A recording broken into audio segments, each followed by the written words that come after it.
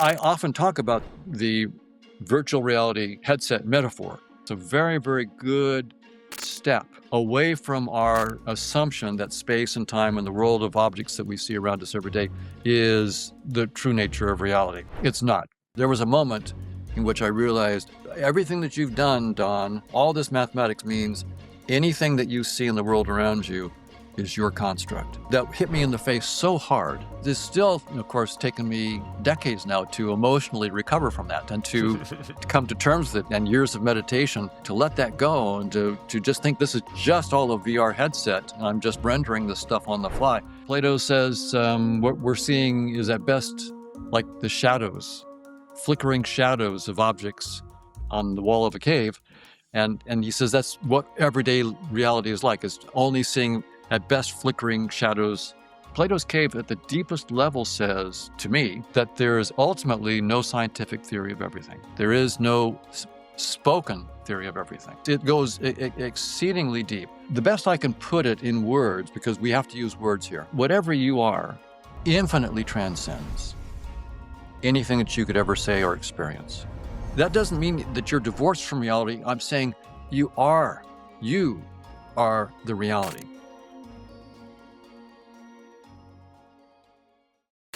Don Hoffman, I must also publicly do this. It's always such an honor to have you in the Mind Meld. You have such a unique, brilliant mind, and you are exploring questions that I know that I'm interested, obviously, in. But the audience is also absolutely centrally interested in. These are questions about the nature of reality, questions about consciousness, questions about what we are, what we're doing here, but you approach them from such a deep, technical, rigorous level as well, which is something that is an extremely, extremely short supply. So really, really excited for this as always. Thank you for having me, Michael. It's always a pleasure. It's our third or fourth time now, and it's always a pleasure to talk with you. And I love the hard questions that you ask, and it pushes me in good direction. So thank you very much. I'll see what I can do.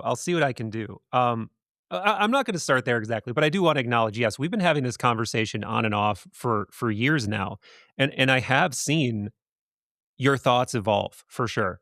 And in this new essay, I did want to bring this up. You only glancingly bring it up, but I was so glad that you did glancingly bring it up, which is essentially comparing the way that we experience to the famous Plato's cave allegory. Yes. And my most popular video that I've ever done was on Plato's cave.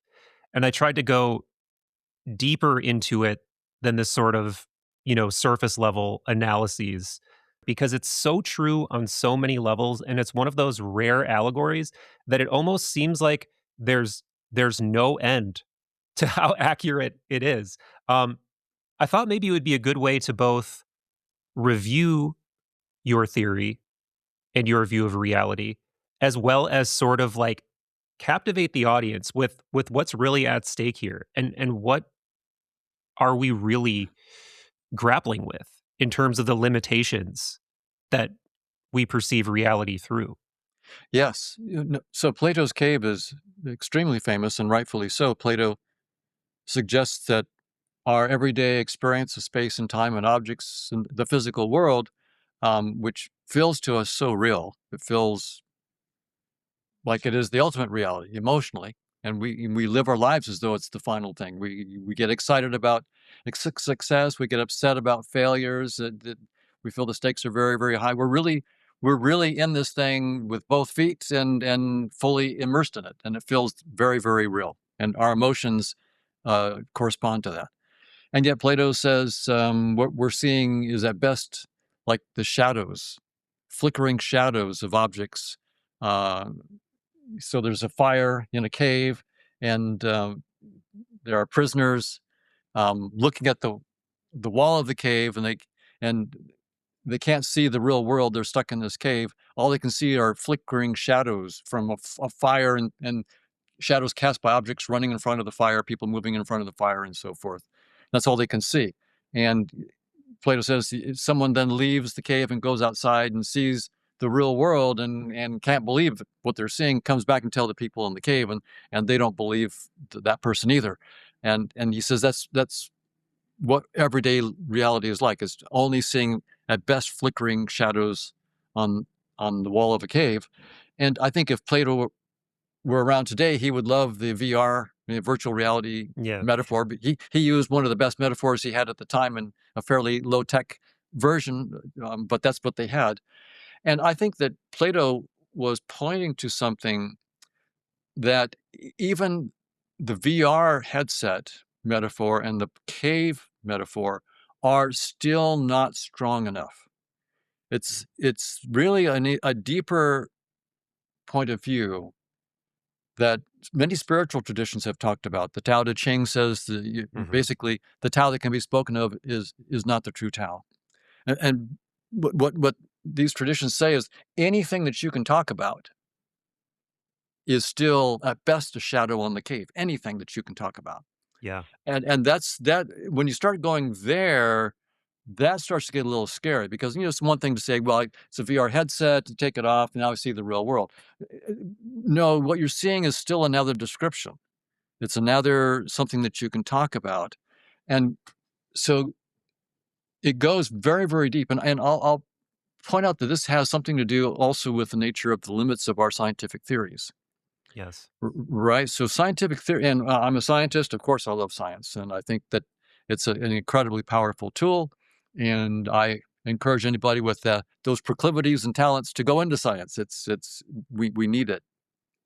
But on the other hand, every scientific theory starts with assumptions, and it doesn't explain its assumptions; it assumes them. And you can always then say, okay, well, I'll give you a deeper theory that can explain those assumptions, and you can, hopefully. But when you do that, if you succeed, you'll have new assumptions at the start of your new theory. And this goes on ad infinitum. So Plato's cave is also telling us something about the nature of scientific theories as well. Yes. If we're going to talk, I think using scientific theories is one of the best ways to talk because it's rigorous, it's mathematically precise, it gives us tests to show the limits of what we're saying. It gives us points to experiments and so forth. So it allows us not to be dogmatic without some checks on our dogmatism. It gives us clean checks on dogmatism. And of course, scientists are people. We will be dogmatic now and then, like anybody. But the science itself, done properly, will put a restraint on that and tell us when our dogmatism is misguided. And dogmatism is always misguided. So, Yes. so what it does then is it actually says, Plato's cave at the deepest level says to me that there is ultimately no scientific theory of everything. In fact, there is no spoken theory of everything. So it goes exceedingly deep. Now, I often talk about the virtual reality headset metaphor because I think that's a very, very important metaphor, and it's a very, very good step away from our assumption that space and time and the world of objects that we see around us every day is the true nature of reality. It's not. It's not at all. And the VR headset is the current good metaphor for that, but it's an update of Plato's cave. But ultimately, even that metaphor of the VR headset, as scary as it might be to some people, is not taking you deep enough. You've got to go deeper. But it's a good first step. If you can get used to the VR headset, that's going to really help you think out of the box for the next level of scientific theory. And I'm very interested, of course, as a scientist, in getting the next level of scientific theory. But I have no illusion that my next level is the final level, or even close, or that I'm even approximating the truth. It's, at best, a better description of a perspective of reality, at best. So there's this, it goes very deep. I would say that what it tells us is that there's infinite job security in science, that there's no scientific theory is even close to being the theory of everything. If you think there's a theory of everything, you really don't understand what we're dealing with here in science. And we've, some scientists in the past have thought, oh, we're close to the theory of everything. And that's always embarrassing because 2 or 3 generations later, people look back and sort of giggle about what you thought was the final theory. And that'll be true of us. we think we're close to a theory of everything. 100 years from now, they'll be talking about the concepts we didn't even have in mind, that were foundational concepts that weren't even anywhere in our theories. And that's going to be going on indefinitely in science. So it's better just to be humble at every moment and say, these are our best theories. We're trying to get the cleanest, most rigorous mathematical theories with the cleanest experimental tests so that we can move on and go past the inevitable limitations of our concepts and our ideas right now.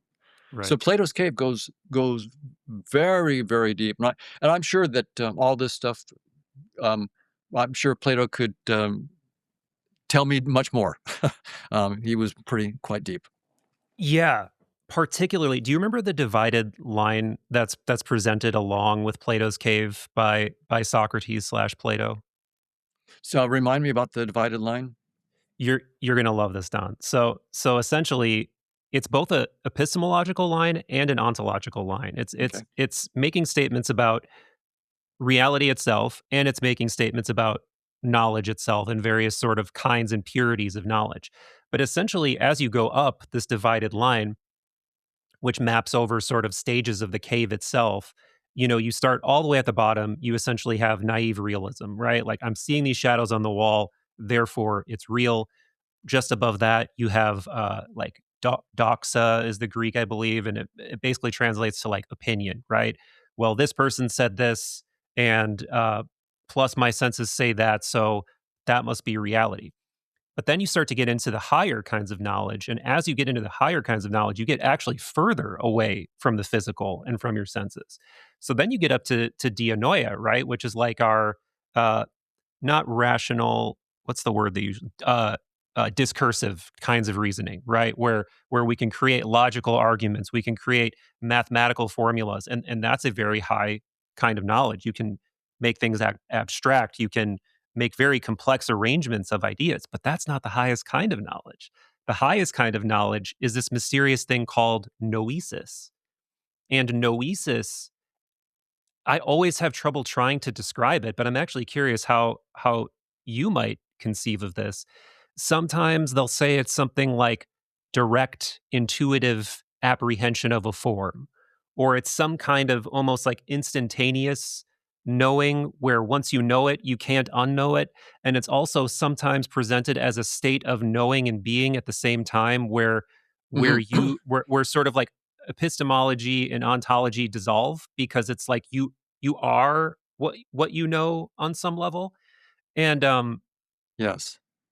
I think that to this day, for me at least, works unbelievably well as a sense making mechanism, but also it attempts to explain something that almost stretches the limits of the human mind to try to explain this weird state of, like once something clicks in your mind or something, you gain a skill or it becomes like a non-propositional kind of knowing that you no longer need. Every time you ride a bike, you don't need to be like, and then I put my foot on the thing and then I pedal. And it's just like, no, you just do it. And this like there's this like logos over the top of the whole process and it just unfolds instantly or something. And you can't put that in to any kind of theory, right? Like it's something Right. that is like over the top of a theory or Right. something, but it also transcends theories completely. It transcends the mind. It has to. That's I agree. So you come to the end of theories, even mathematical theories, even the most abstract, formal mathematical theories. You have to go even beyond that. Gödel's incompleteness theorem Yeah. tells us that as powerful as mathematics is, and of course Gödel loved mathematics, that it's incomplete. Any formal system that we write down that is at least rich enough to do arithmetic will be incomplete, and that's going to be true of any scientific theory. It's any scientific theory is built on assumptions. Those assumptions will have a certain scope of explanation, which if it's a good theory. Of course, anybody can write down a bad theory with no scope, but a good theory will have some scope of explanation. But there will be limits, and that's not because we're in some kind of logical bind here. We're not for example, one might say, well, you've gotten yourself in a logical bind. You assume the truth of your assumptions, and then you prove that they're not deeply true. What you shot yourself in the foot. And Gödel didn't assume the truth of the axioms. He only assumed that they were consistent. And that's all we have to do in our scientific theories. We assume the consistency of our assumptions. We don't have to we don't have to assume that they're true. In fact, I would say the right scientific attitude is to assume these are probably not true. They're not the final truth, but I want to make sure they're consistent, and I want to see if I use these tools, what is the explanatory scope of these tools? And the remarkable miracle is that over and over again, great scientific theories have an incredible scope of explanatory usefulness. And so we should take that gift at the same time, enjoying it and using it, but at the same time, recognizing that that doesn't mean we've got the truth. We just have a consistent set of axioms that works for a certain explanatory scope. And if the consistent axioms are deep enough and rich enough, then they will, under the work of someone as brilliant as Gödel, show their limitations and show that that there's a limit to what they can explain. So it's very common in the philosophy of science for philosophers to say that a scientific theory cannot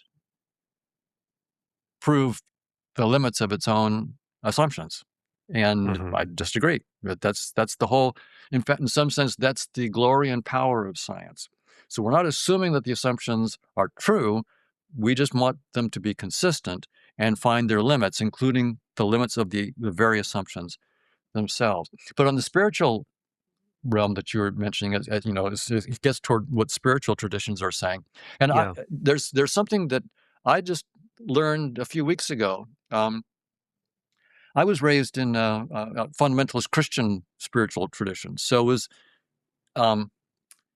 and there's this very famous saying from Jesus, repent for the kingdom of heaven is at hand, right?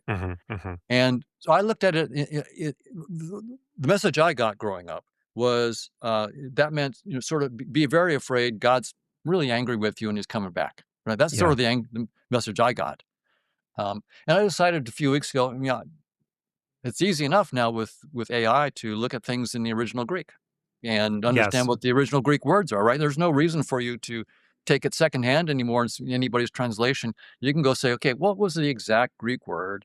Okay, what does it mean? Give me some context from the original, the time of Jesus. What did that word mean back then? And it turns out the word repent, which I thought means very afraid God's mad, it means nothing like that at all. The word is metanoia. You mentioned it's like metamorphosis, but metamorphosis is in some sense a transformation of the body. Metanoia is about transforming your mind. Jesus is he was saying, transcend your thought processes, transcend your mind. In other words, let go of your mind. The kingdom of heaven is already within you. See, he was pointing to something very, very different, not a mad God who's coming down because he's angry. He was saying, let go of the restriction of your thoughts. Step out of Plato's cave. Let go of your thoughts altogether, and then you will find inside yourself the kingdom of heaven, which is entirely outside any thought. So that rings with what the Eastern traditions have been saying. It's just been, because of our English translations, we didn't understand what Jesus was saying in the original Koine Greek version. Of course, he didn't speak in Koine Greek. He spoke, I guess, in Aramaic or something like that. But the earliest written versions are in Koine Greek. So that's where the closest we can get to what he originally said. And he's basically saying not to be afraid, but to essentially let go of any thoughts at all. And then you will find the deeper reality that he calls the kingdom of heaven. Remarkable. So well said. And I couldn't agree more. I so deeply regret that I didn't go into classics sometimes, because I am so into Plato and I'm so into Hellenic philosophy and the Neoplatonic tradition. And even just, the small smattering of Greek words that I've learned over the course of reading some of the dialogues and looking up words, exact same way as you trying to clarify things. You just realize the richness and the depth Yes. of these ideas that they were talking about, and how much of a shortfall there is in English a lot of the time. And you see, like, I see why they chose that word, but really you need like 4 or 5 different words and to tie them into all these different concepts to really get it. And Absolutely. speaking of transcending your assumptions, your theory in general is all about transcending your assumptions about reality, particularly in a naive realist kind of way, particularly in the kind of way that there's a light there, there's a camera there, there's a Don right there, and all those things are either exactly as they appear to be, or they're at least some serviceable representation of the reality that is there, right? But your theory says no. Your theory says not only is it not 1% of the reality, it is 0% of the reality. Right. And that's something that even myself, as someone like I've drunk the Don Hoffman Kool-Aid.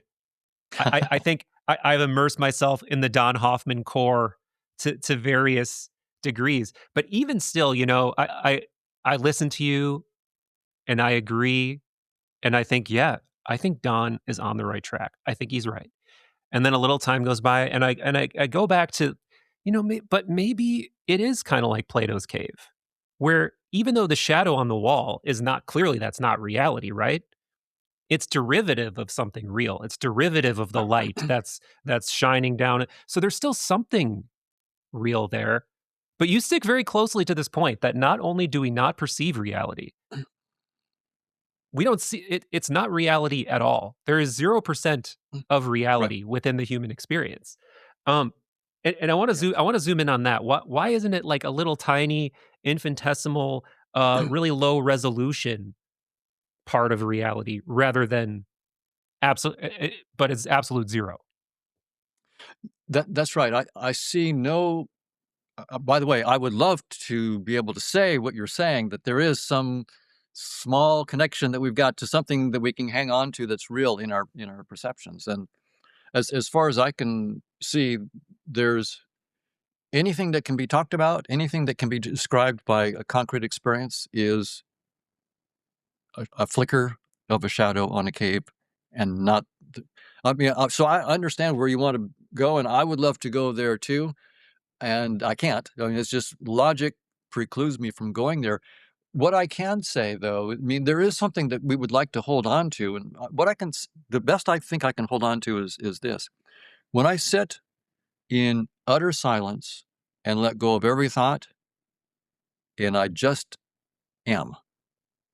There's just I am with no commentary about what that I is and what am is, anything at all. Just pure existence. That's the closest, but there's no description. As soon as you put any word, Mhm. any experience kind of thing on it at all, then you've stepped away from. So the best I can put it in words, because we have to use words here, is to say that whatever you are, um, infinitely transcends anything that you could ever say or experience, infinitely. And that doesn't mean that you're divorced from reality. I'm saying you are, you are the reality. And to really know yourself, so the traditions that say, meditate and let go of thoughts, that's really the only way to be in touch with who you are in some sense directly. But my guess, we're here for, it's not an accident that we're here in a three-dimensional space, one-dimensional time world, Mm. experiencing the richness of what that seems to be part of what we need to do. And we seem to need to be lost in it. We all, almost everybody I know gets lost in this. We believe that we are the little, 100 and 200-pound body that we are. And we take ourselves very seriously and our careers very seriously, or whatever, our art or whatever we're doing very, very seriously. Uh, Even though we know by the time, 100 years from now, we're gone. Probably no one's even citing your work anymore. No one's looking at your work.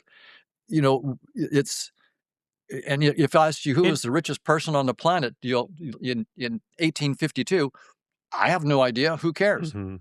Right? And that's so. Yeah. So we have to do. It's important for us to do this, and yet we deep down know that ultimately we walk away from this, and no one else is going to care what we did. But yes, it's not useless. It's not pointless. And my guess is that there's an infinite number of these headsets that we go through. That to really, this is just one very rich but very, very limited perspective on who you are. Enjoy it. You're going to take this headset off, and there's an infinite number of others. And somehow to know who you are involves looking at yourself from an infinity of different rich perspectives and getting lost in each perspective and waking up and then realizing I transcend that. And that's the best I can say right now about how to understand who you are. It's going to take an infinite number of headsets. And this one, as rich as it is probably completely unlike other headsets. I mean, you can't even think out of the box big enough to think about what the next headset would be like. You Mhm. can't. Mhm. Yeah. I was gesturing before because I was gonna say I completely agree in my case, Don, but I think in your case, in 100 years, your ideas might just be starting to make sense. Like, your ideas might actually just be starting to put into actually some applied permutations in terms of where I think your science, your theory could go. And for me, obviously, I'm tracking for a lot of the people who are familiar with your work. I think they're all tracking. But before we move on from the sort of core claims that you make about reality, I'm not sure if we hit all the regular bullet points. Okay. Clearly we've communicated the idea that not only is this reality in air quotes that we exist in limited, it really actually represents 0% of the greater reality. Um, but I don't think we've covered how you've come to that conclusion and why that must be the case, and why it is that materialism just utterly fails to explain any of it. So maybe we could take a sidestep there to just review those points and then move forward. Well, yeah, I came to it through a long process of um, research and self-examination. So, as I mentioned, I was raised in a fundamentalist Christian uh, framework. My dad was for a while a minister, and so I got that point of view quite deeply.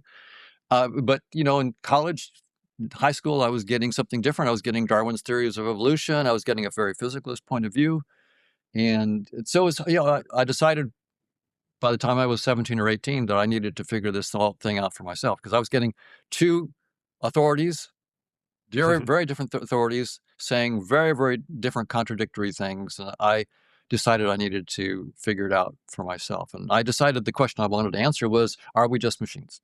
That was how I put it to myself. Are we just machines? And I figured that the physicalist point of view said we were just machines, and the spiritual said we're not, and I would go after that.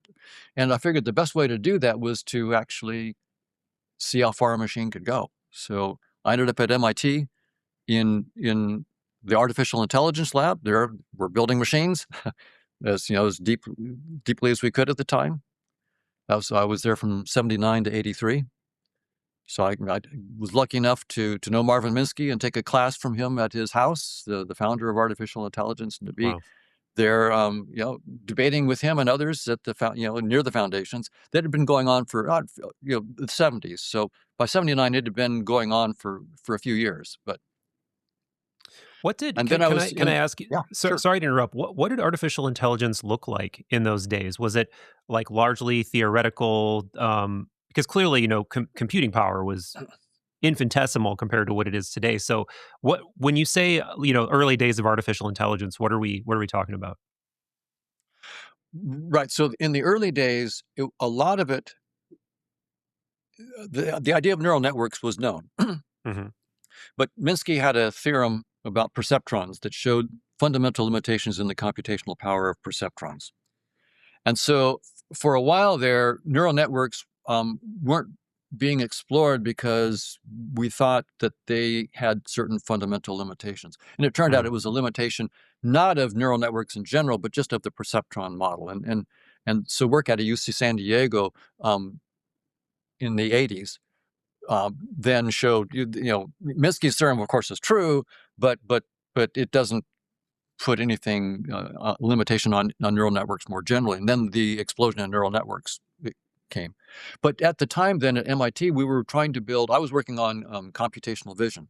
So I was working on how could we build basically vision systems that could drive cars, was sort of the idea. We're that's here we are now in 2020s, and that technology is still not quite there, right? Yeah. Our cars still can't be driven safely by themselves.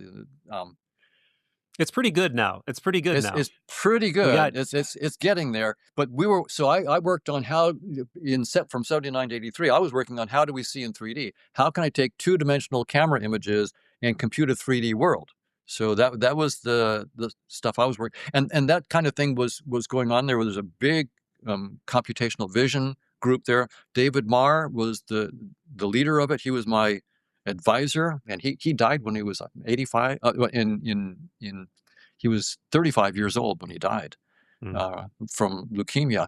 So it was a great tragedy. But I was his last student, and I got to work with David and Whitman Richards, who was a brilliant psychophysicist. So we're looking at the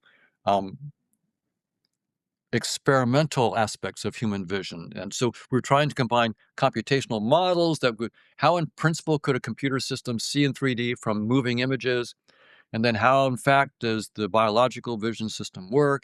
So it was a very, very rich time, but the whole field was still doing the kind of AI where you're trying to build it all yourself. You're not trying to build a neural network which will become intelligence. You're trying to solve the problem yourself. And now we found that of course, we still need to do that as scientists to try to understand these things ourselves conceptually. But ultimately, to get these fast, useful machines, neural networks have proven to be very effective once we got past the perceptron limitations, right?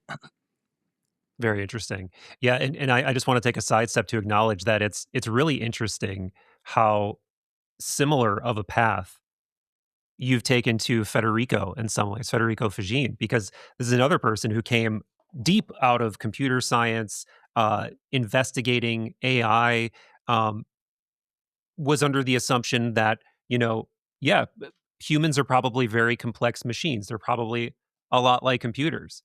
But then something funny happens, seemingly, when you become an expert in the nuts and bolts of how AI and computers actually work. You see the limitations of those systems and why they're very not human-like and very seemingly not conscious. I know now, Federico. Yeah. I love Federico. He and I are very, very good friends. He supported my research for several years, my team, very generously. He's shared his thoughts. So I have only good things to say about Federico. He's a brilliant scientist and, of course, engineer, inventing the microprocessor. I mean, how many people can say I invented the microprocessor? He did it. So he's brilliant, and I've benefited a lot listening to his ideas about consciousness and spirituality. Yeah, I'm a big fan as well. I've talked to him a couple of times on the show. Probably at least one of the conversations was since you and I have spoken last. Maybe both of them though. I can't remember. Time dilates, all of that kind of stuff. But anyway, so yeah, you're kind of explaining this trajectory of how you got to where you are, where you've come to this conclusion that not only do our senses mislead us, but really we see 0% of reality. So that was a little bit of a sidebar there, but let's continue down that path.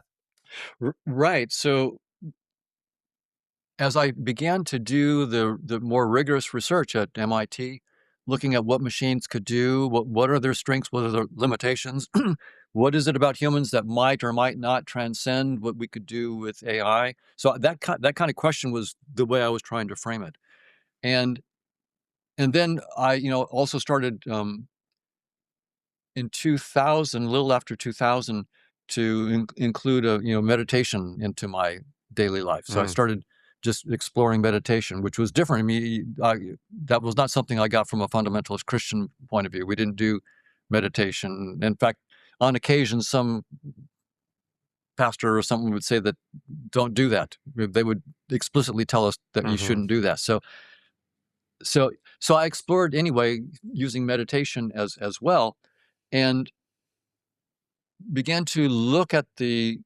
structure of the scientific theories that I was looking at, and then started looking at evolution by natural selection, and the evolutionary theory. So in 2006, I started to look at evolutionary game theory and to really ask, okay, if we evolved by natural selection, what's the chance that we're going to see reality as it is? So I was putting all these, AI, my own meditation practice, evolution by natural selection, understanding of human vision, trying to put it all together. And I finally came to the conclusion, first, scientific theories have assumptions, and those assumptions are limited, and there's no scientific theory of everything. That's a a mic drop point Yeah. for a scientist. That's a real big hurdle to get over. There is no theory of everything. When you really grasp what that means, it's you have to stop and really take it in. And it requires a balance. On the one hand, I think science is one of the best tools that humankind has, and it's a fantastic counterpoint to dogmatism. And dogmatism is horrific. It just holds us back.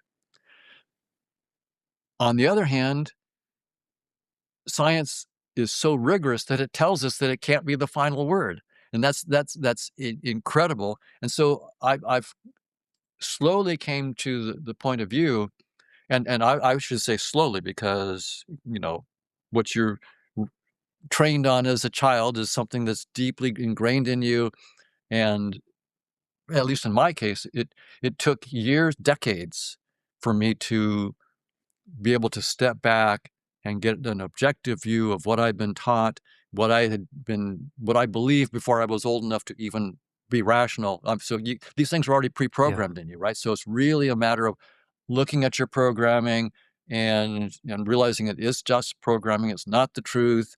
It's a big emotional as well as intellectual process. And where I am in the process right now is to say, I cannot let go enough of my preconceptions.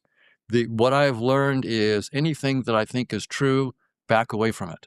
It really you have to step back.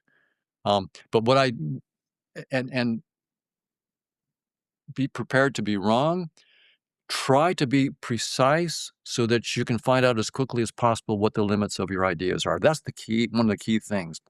Be as precise as you can be so that others and yourself can figure out what are the limits of your ideas. Every idea has limits. Every idea has limits. No, and you might say, well, there you've got an absolute. What's interesting is I'm saying that even my it's like Gödel's incompleteness theorem. Yeah, right. It's yeah, using, I was thinking that. it's just that. It's saying the mathematics is telling us I'm a beautiful tool. In fact, I'm so beautiful I can tell you my limits. So use this tool, but know that there are an infinite number of quote unquote theorems that I can't prove. Yeah. So use me to prove all. There is a big set of theorems I can prove, and there's an infinity that I can't. And that's sort of the perspective I have now. And that's where I then look at, the various spiritual traditions, Eastern mystical traditions, very, very clearly. The Tao says the Tao that can be spoken of is not the true Tao. But when I looked at Jesus and he uses the metanoia, the noeo word, that's also saying the same thing. Transcend the mind is what he's basically saying. Meta mind. Like metamorphosis is transformation of the body or transcending your previous, going from a caterpillar to a butterfly. You let go of the whole caterpillar thing. Climbing on a little thing, you can only get a few feet off the ground if you climb up. Now you go to a butterfly that's in none of those limits. And that's what Jesus is really pointing. Metanoia is basically whatever your mind can do, you got to meta that. You got to go beyond.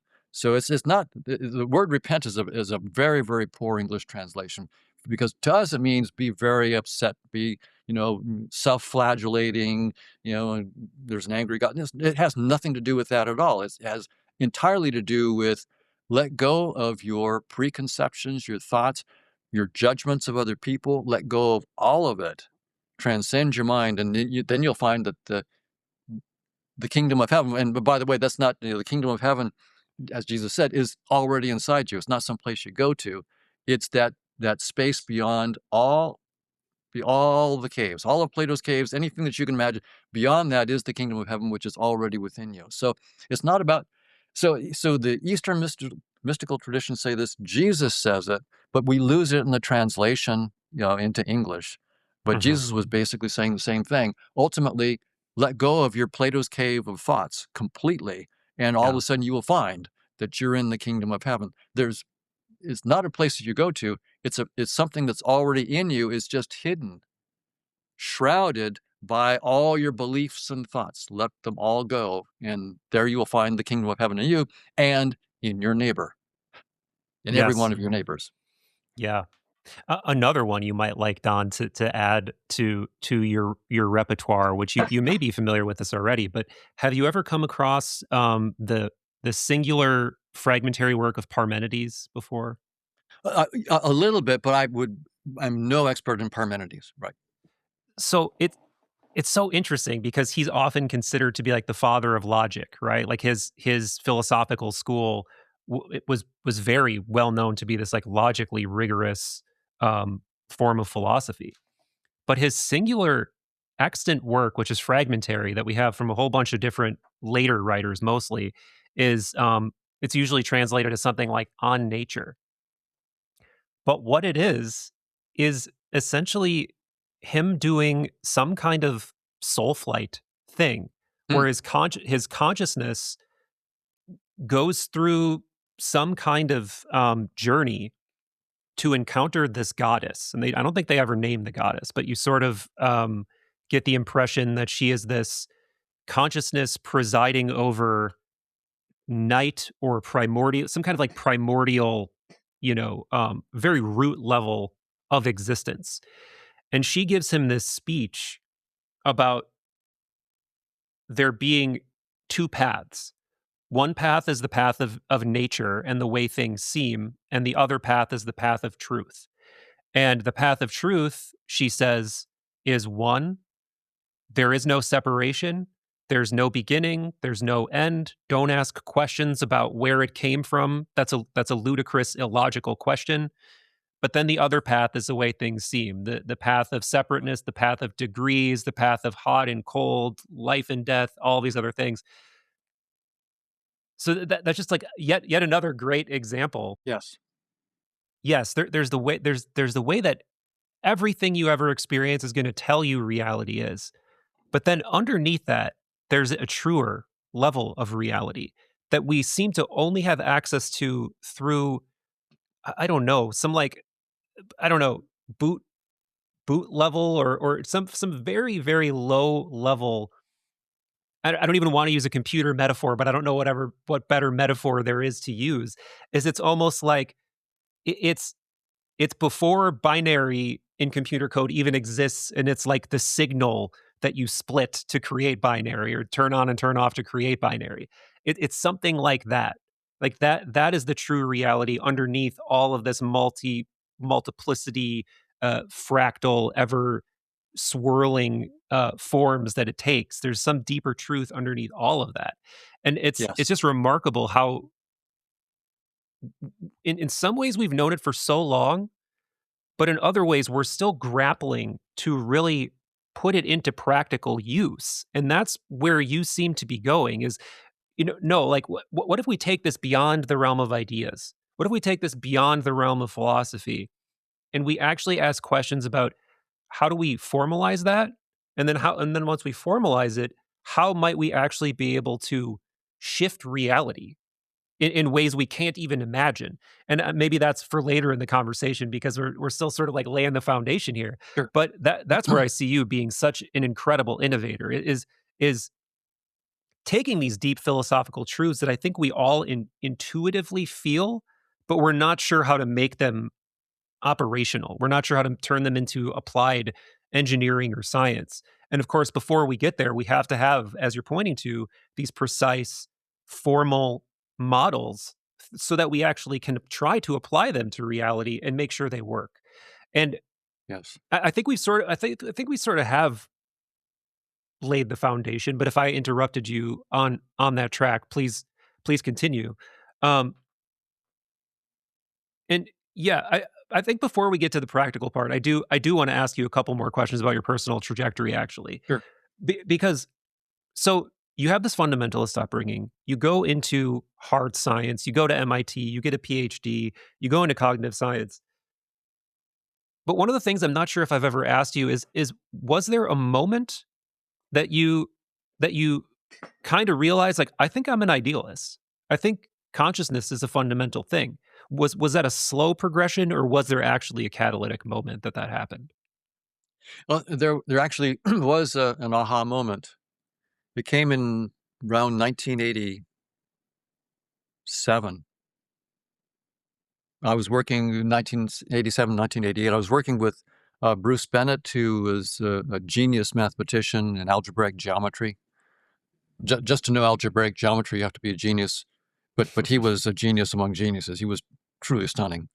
And Chetan Prakash. We were working on a book that called Observer Mechanics. So we published a book called Observer Mechanics in 1989. And and we were building on the research that I'd done with computer vision. So we had all these I've been doing this mathematics of how do we see in 3D. And so Bruce and Chetan took it with me to a new level, right? They're real mathematicians. So we were getting these very specific, rigorous theorems about how, take 3 or 4 frames and 4 or 5 feature points of an object, and how to compute mathematically a 3-dimensional object explicitly.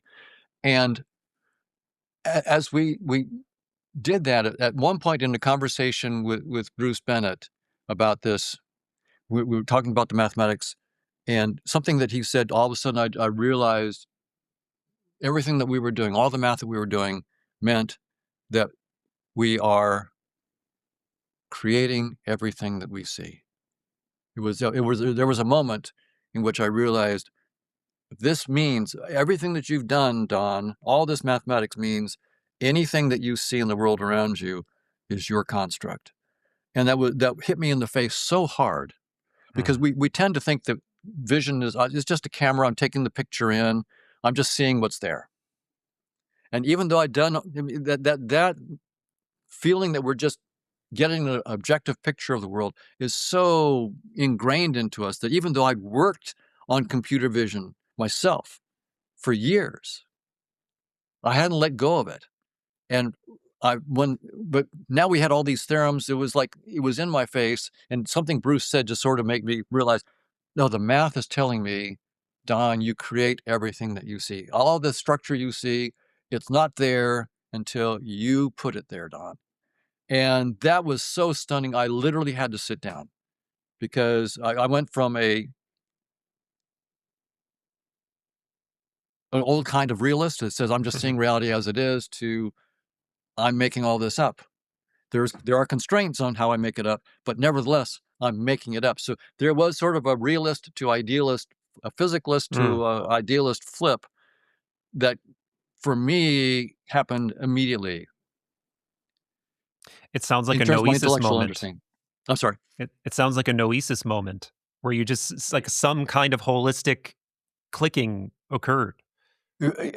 Yeah, because it was almost like that idea had never occurred to me before. It was so inconceivable, and so all of a sudden, not only it became conceivable and like probably true, but it is still, of course, taken me decades now to emotionally recover from that and to come to terms with it, and years of meditation, because the assumption that I am just immediately experiencing the truth when I see, a tree and my chair and so forth.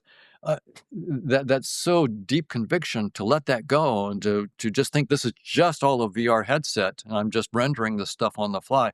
So here's how crazy this is.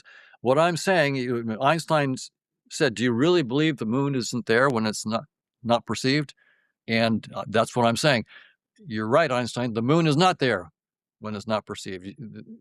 The moon that I see and the moon that you see are not the same thing. You render your moon. We are interacting with something, but it's not the moon. It doesn't look like the moon. And so that's crazy, but the VR metaphor makes it more easy to understand. If I'm playing Grand Theft Auto and you see a red Ferrari and I see a red Ferrari, well, the red Ferrari that I see only exists when I see it. There's no red Ferrari in the supercomputer that's running the game. And when I look away, my red Ferrari is gone. It literally only exists when I perceive it. It doesn't exist otherwise. My friend can see a red Ferrari that I'm playing with when I'm not seeing one, but they're seeing their red Ferrari is not the same as mine. And with the VR metaphor, I think it's not hard for the current generation to sort of get it, that my moon is not the same as your moon. But for my generation, this was like a slap on the face. Yeah. So to stretch the VR video game metaphor as far as we can, it's not rendered until you're interacting with it, or until your character is getting into the field of experience that necessitates that thing rendering. Yet there is some deeper logic in the code representative of the moon, of the car, of whatever object. And maybe we can get into Mhm.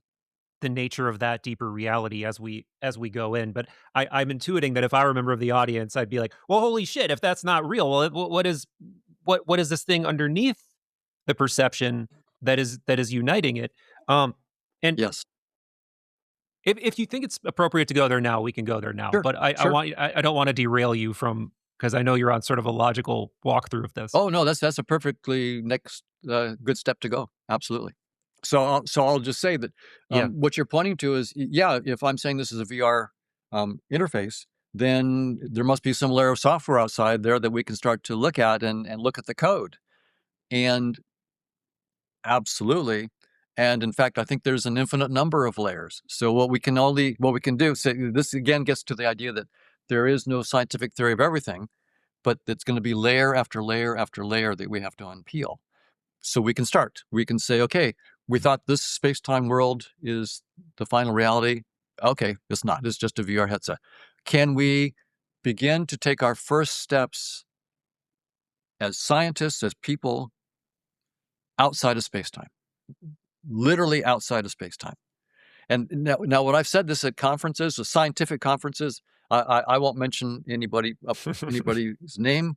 I don't want to embarrass anybody. I'll say a very bright scientist at one point asked what in the world I could even be talking about.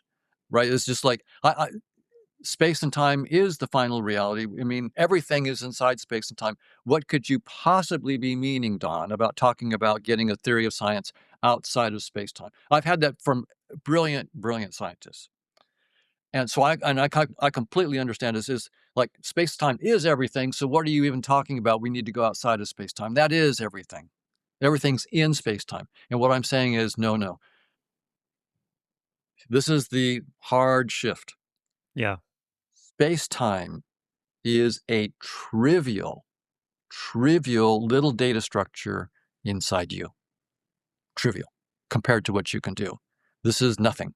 It's a trivial headset inside of you. And we can begin to reverse engineer. We can get the first layers of software outside of space-time.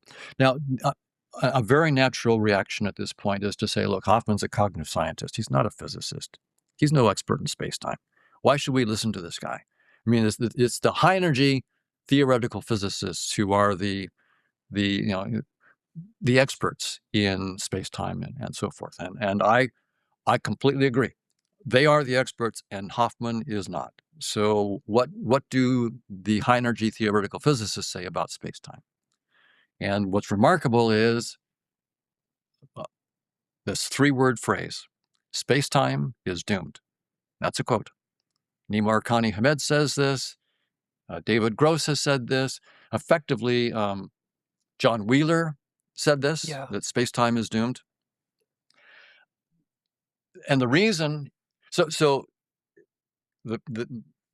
those scientists whose territory is space-time, they are the experts on space-time, are the ones that are saying space-time has had a good run and it's over. We need to find a new layer of science outside of space-time. What is, and by the way, the European Research Council, the ERC, it's a big European funding agency, I guess like sort of the NSF, has I think it's a 10 million euro initiative for funding research on what are called positive geometries that these physicists are finding outside of space-time. So the good news, well, the bad news is space-time is doomed. The good news is these physicists have something to say about what's outside of space-time, literally outside of space-time. They're finding these positive geometries outside of space-time, and by the way, also beyond quantum theory. So the idea is that space-time is doomed, and so is quantum theory. Quantum theory is doomed. It cannot be fundamental. So the structures that they're finding, these positive geometries like the amplituhedron, associahedron, cosmological polytopes, and so forth, these are structures that don't care about locality. That's the key key property of space-time. And they don't care at all about unitarity, which is a key property of quantum mechanics. They don't care about any of those things. So when these physicists, so this is not a cognitive scientist stepping outside of space-time. These are high-energy theoretical physicists. They know what they're talking about. And I'll tell you why space-time is doomed in just a minute. But what they're saying is, we're going to go someplace where we don't have not only space-time, we don't have quantum mechanics. We have to show that quantum mechanics and space-time arise together from a deeper layer of something. Right now they're seeing positive geometries. I'll just call it a new layer of software outside of the headset. But their language is positive geometries. And here's the drop dead simple reason for why space-time is doomed. When you use Einstein's theory of gravity, his curved space-time theory, together with quantum mechanics, and you ask, I would like to look at something really, really small. How do you do that? Well, you have to use, to see something really small, you need a more powerful microscope. Right. With wavelengths of light that are smaller and smaller wavelengths, because if the wavelengths are too big, you can't see the thing. So you have to have small wavelengths to resolve finer features. That's fine, but it requires more energy. So as quantum theory tells us that, in fact, Einstein told us, E equals h nu. So as the frequency gets higher and higher, the wavelength gets smaller and smaller, the energy is going up and up. Yeah. And then Einstein told us with general relativity that you're then curving space-time more and more and more. And what happens is when you get to 10 to the minus 33 centimeters, when you try to get that small, then all of a sudden you've got so much energy, which is equal to mass, according to Einstein, E equals mc squared. So much mass into such a small region of space that you create a black hole. And the very thing that you're trying to observe disappears into a black hole. So the very concept of space-time has no operational meaning. At 10 to the minus 33 centimeters, 10 to the minus 43 seconds, it ceases to have any operational meaning. So it's over for space-time. Space-time falls apart exactly and if you get frustrated and say, well, let me try harder, let me try to even smaller wavelength of light and put more energy, all you do is you get a bigger and bigger black hole. Right. So what this is telling us is that space-time is a very shallow structure. It doesn't go very deep. It goes to 10 to the minus 33 centimeters, and then it just falls apart. It's not like 10 to the minus 33 trillion centimeters. It's just 10 to the minus 33. So we thought it was the final reality. No, it's a thin data structure that we're using, and so is time. And that's a hard one to wrap your head around. What in the world does it mean that time is just a data structure? So that's why space-time is doomed. because our best theories of our best scientific theories of space-time tell us it's a very shallow data structure, and it cannot be the final. And so the physicists are now, by the way, the ERC, there have been conferences that they've funded where I think there are like 100 participants. These are like PhDs in mathematics and high-energy theoretical physics that are now exploring what's beyond space-time. So this is not some crazy cognitive scientist who's talking out of his field. These are the real experts in the field saying, let's put 10 million euros in this, and let's really get the best and brightest high-energy theoretical physicists and mathematicians looking for this, what's outside. So we're taking the headset off. We're taking space-time headset off. And what do we find? We're finding these monolithic structures out there. So it's much like 2001, A Space Odyssey, right? Where we're the apes, and there's this monolith sitting there, and we look at it and go, very significant. We're hooting and hollering and pounding on it. What does it mean? But, by the way, I'm not calling these physicists and mathematicians apes. They're brilliant. But as a species, compared to what we need to understand, it feels like we're, in the same position as the apes were with the monolith. I mean, it's just like, okay, we found this stuff. What does it mean? So that's where we are. We got these geometries that are sitting there outside of space-time, like the amplituhedron and sociohedron and so forth. So these genius, I'm going to be very, very clear, these genius mathematicians and high-energy theoretical physicists, they're geniuses, they're finding this stuff. But we don't have any dynamical theories yet. What dynamical theories outside of space-time could generate these positive geometries? What do they mean? What are they telling us about a deeper understanding of the nature of reality? So I think those questions are wide open. And it's even an interesting question to ask, what do we mean by dynamical theories outside of space-time? What is a dynamical theory when you don't have the notion of time?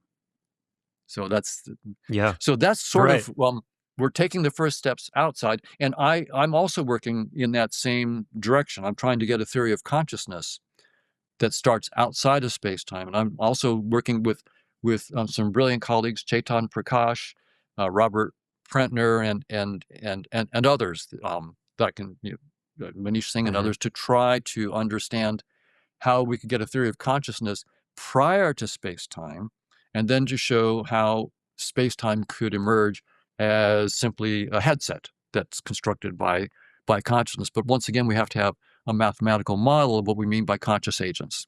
Consciousnesses outside of space-time. Yeah. Beautiful. We've now assembled a fantastic launch pad, I think, for where this conversation can go. And just to sort of summarize for the audience, Don is saying not only do our perceptions deceive us in terms of what the true state of reality is, our best models fail. Space-time fails. Space-time does not tell us what reality is.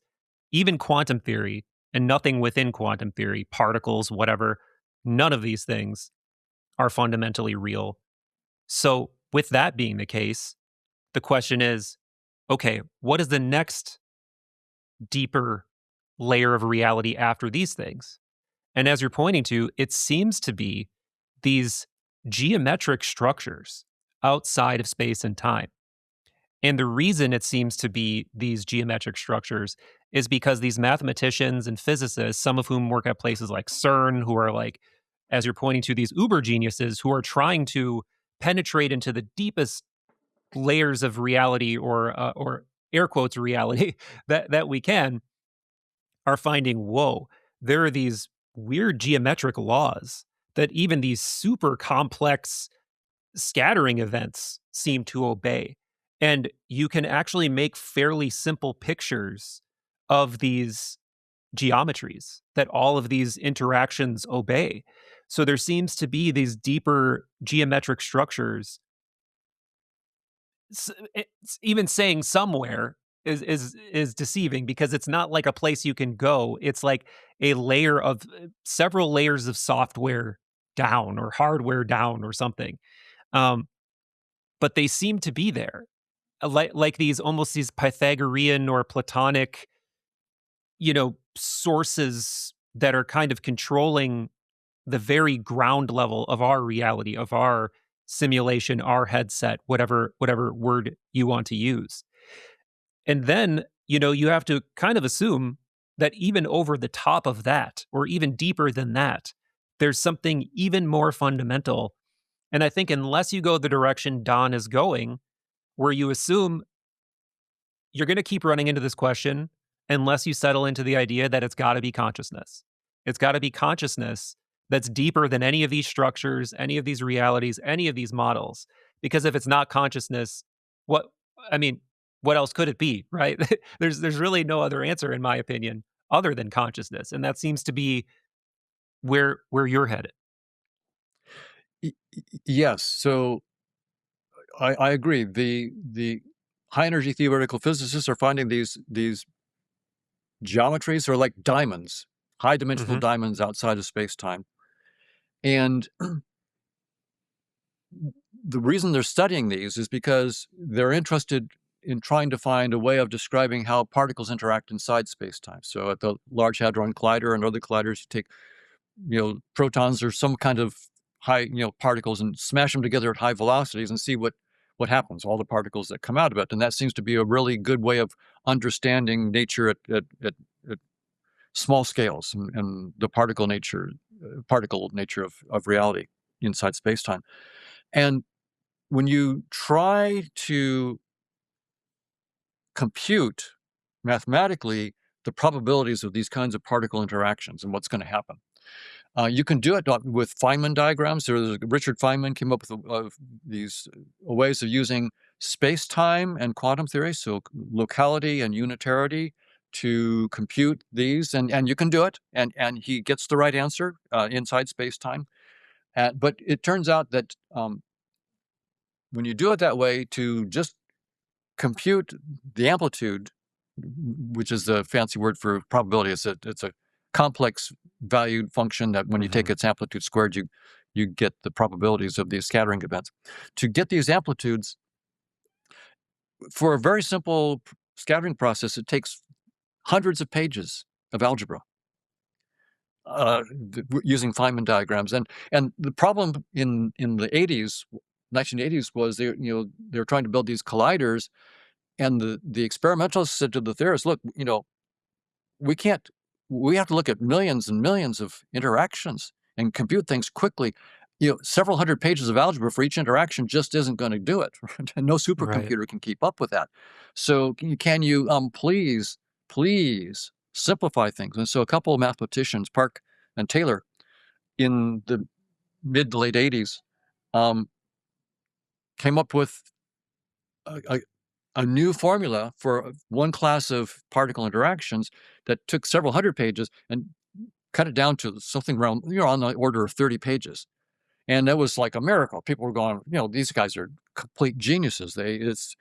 And then a little bit later, Park and Taylor, they'd spent so much time on this, they guessed a formula. It was just one or two terms. And it turned, for this class of interactions, it turned out to be right. And this is like, holy smoke.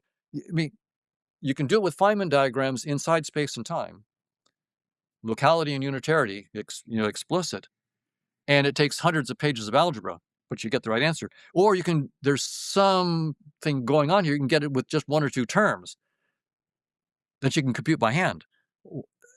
And people go, well, okay, this is, we just got lucky.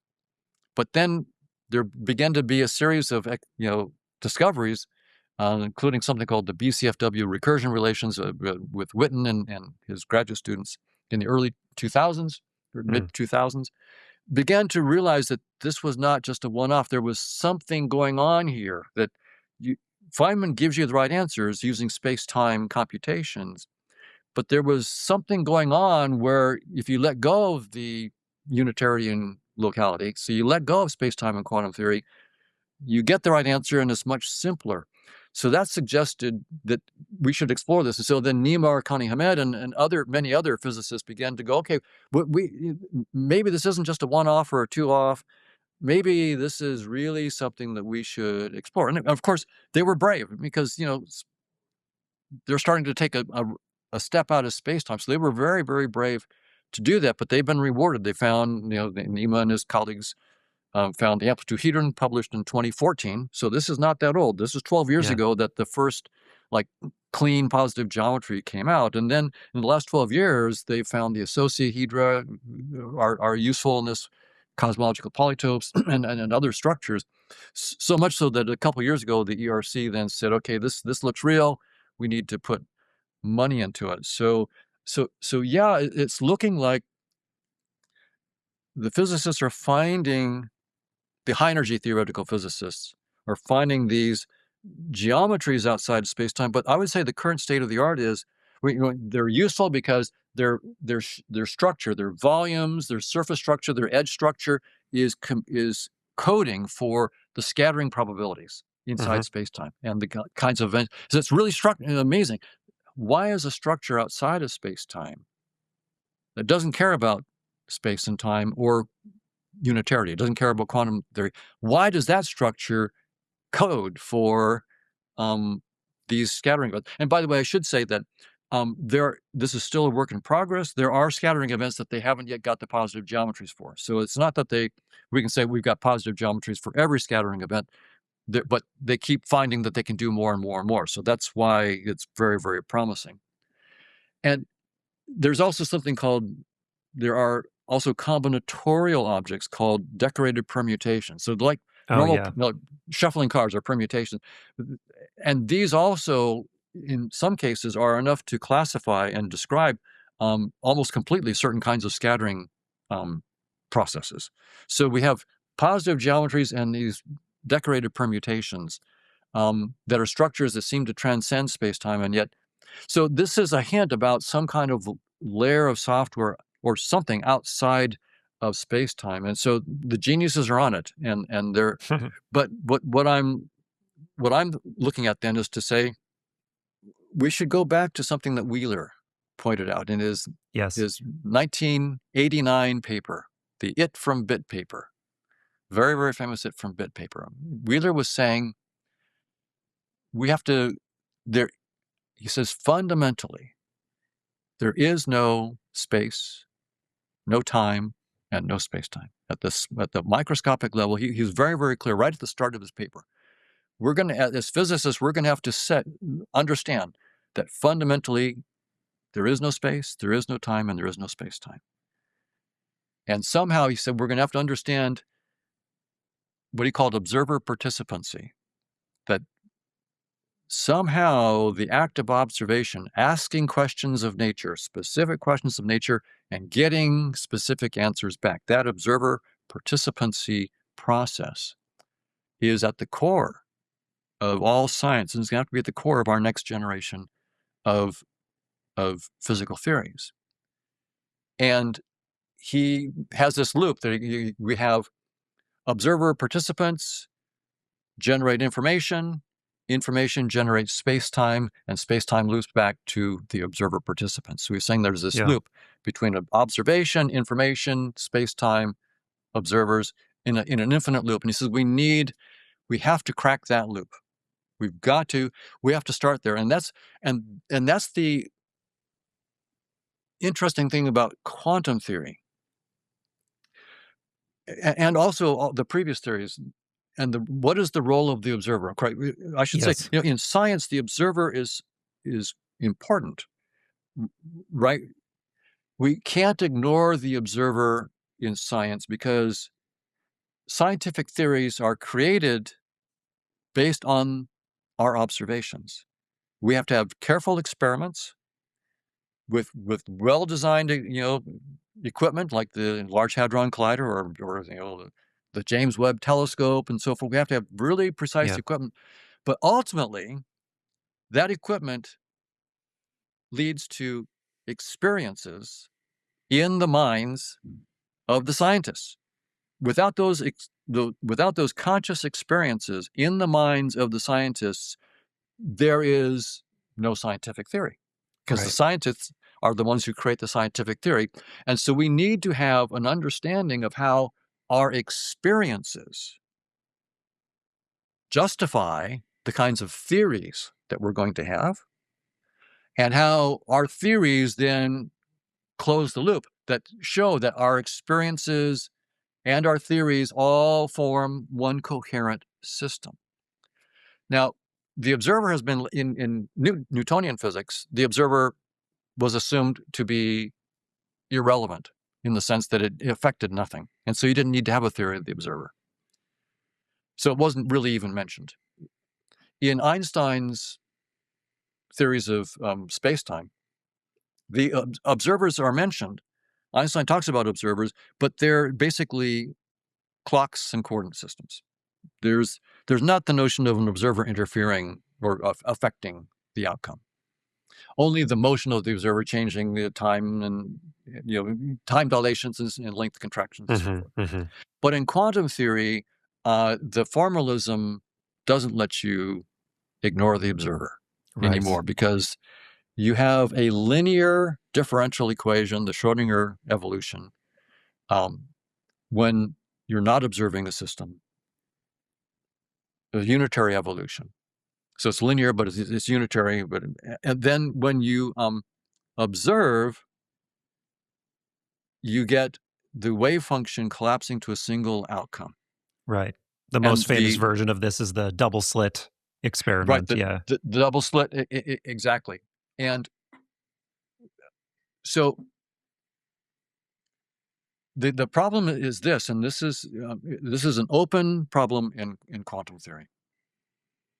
You have a superposition of possibilities for what you might see and what you might measure according to the Schrodinger evolution, and it evolves unitarily. When you actually observe, you get one outcome. One. Now, there have been attempts to say, well, do something called decoherence. There's a process of decoherence where you can try to explain it, but it turns out the decoherence process will give you it gets rid of the complex superposition, and it leads to a linear mixture, but it doesn't give you a unique outcome. So there are attempts to try to make decoherence solve the measurement problem, and they fail. They get half of the way, but we can't get half of the way. We need to get to one answer, and decoherence does not get to one outcome. And here's the problem. Any physical system in quantum mechanics must be described by the Schrodinger evolution, by unitary evolution. That means that no physical system described by the Schrodinger evolution can collapse the wave function. Period. Can't do it. Just can't do it. So we have this strange thing that we're assuming a physical world. The physical world is described by unitary evolution. Unitary evolution cannot give you a unique outcome. So that description of the physical world cannot give you a theory of measurement, period. Unable to do it. And decoherence doesn't get you anywhere near the solution of that problem. So that's why this has been a problem, not for a couple months. This has been 100 years. Yeah. This has been 100 years since we've had Schrodinger's equation. 100 years. And so that's, and these are, 100 years of geniuses working on this thing. So we have, and that's what was sort of, I think, pushing on Wheeler. Wheeler was saying, okay, look, this measurement problem can't be pushed under the rug.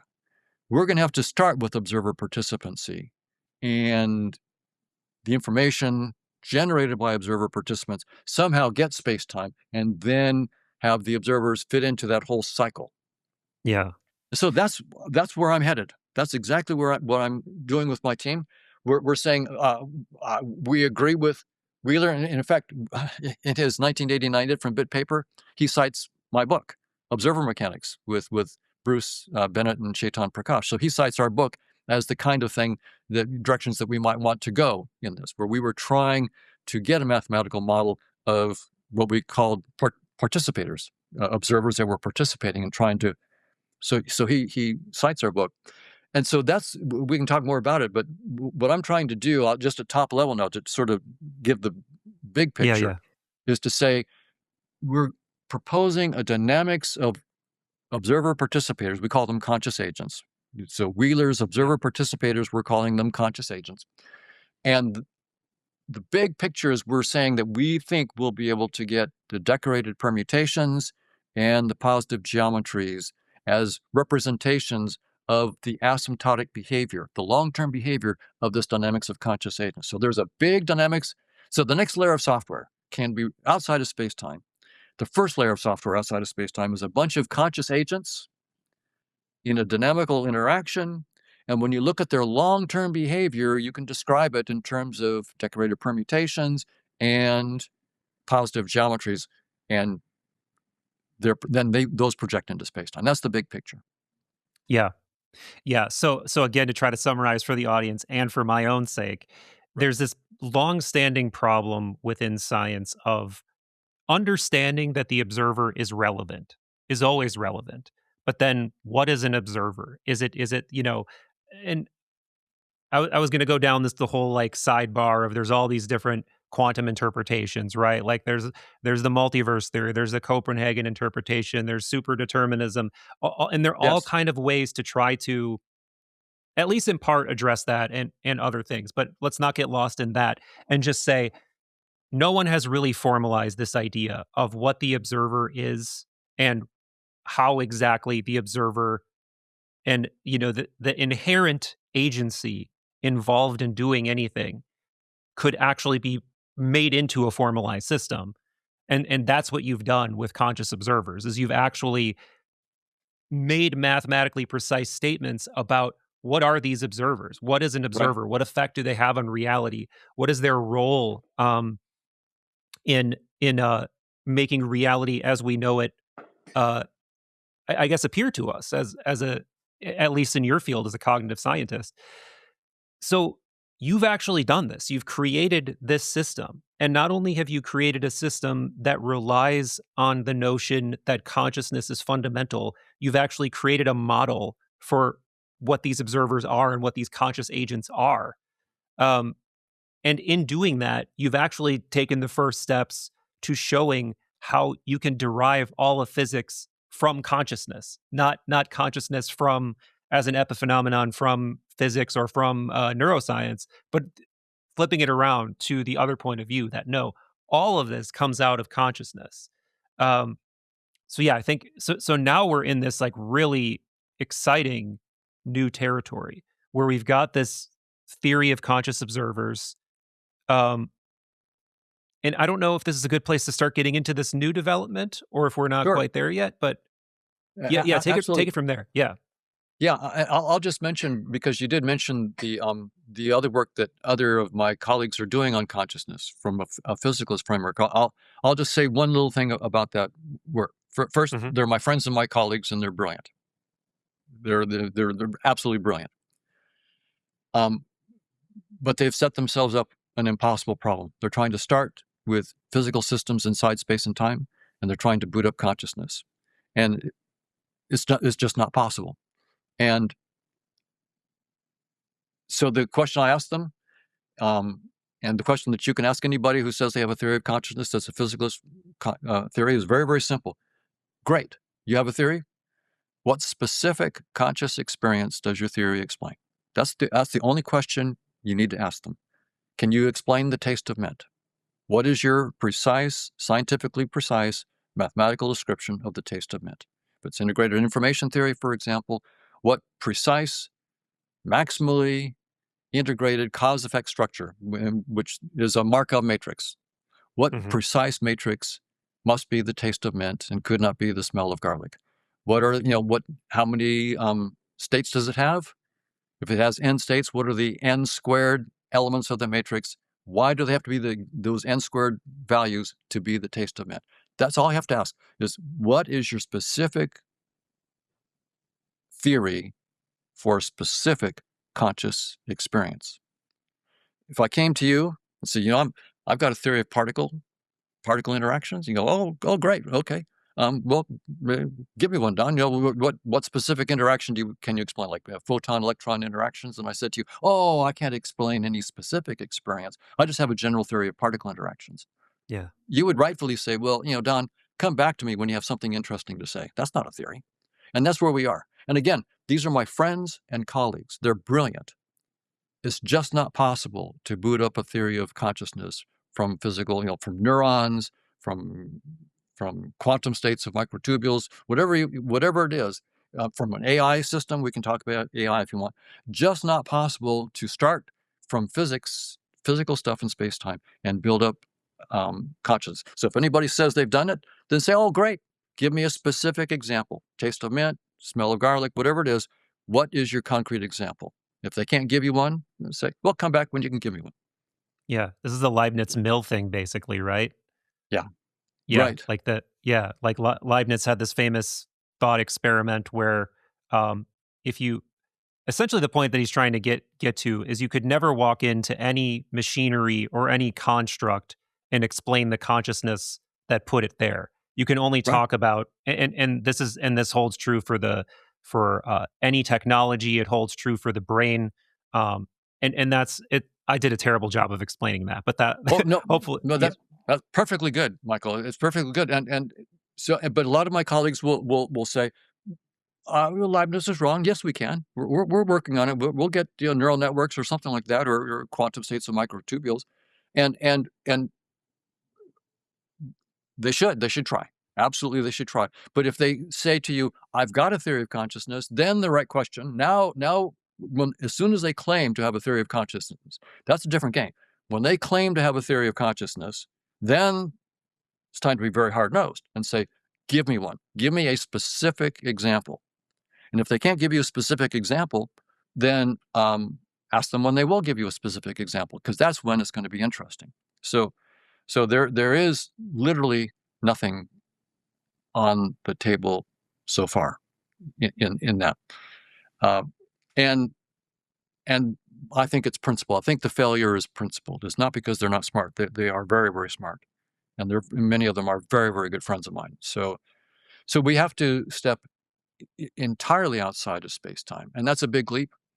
But what if we do that? Then what we want to do is to have as simple a set of assumptions as possible. So if I'm going to start with consciousness outside of space-time, what's the simplest thing that I can do? I don't want to have a Rube Goldberg device. You want the most parsimonious, like Einstein mhm. with his special theory of relativity. He makes just two assumptions. The speed of light is the same in all reference frames, and the laws of physics are the same in all, for all observers, all inertial observers. So reference frame, I mean inertial reference frame. So two axioms, and you're off to the races with an incredible theory. That's what you want, Yeah, not some Rube Goldberg device. So what's the minimum?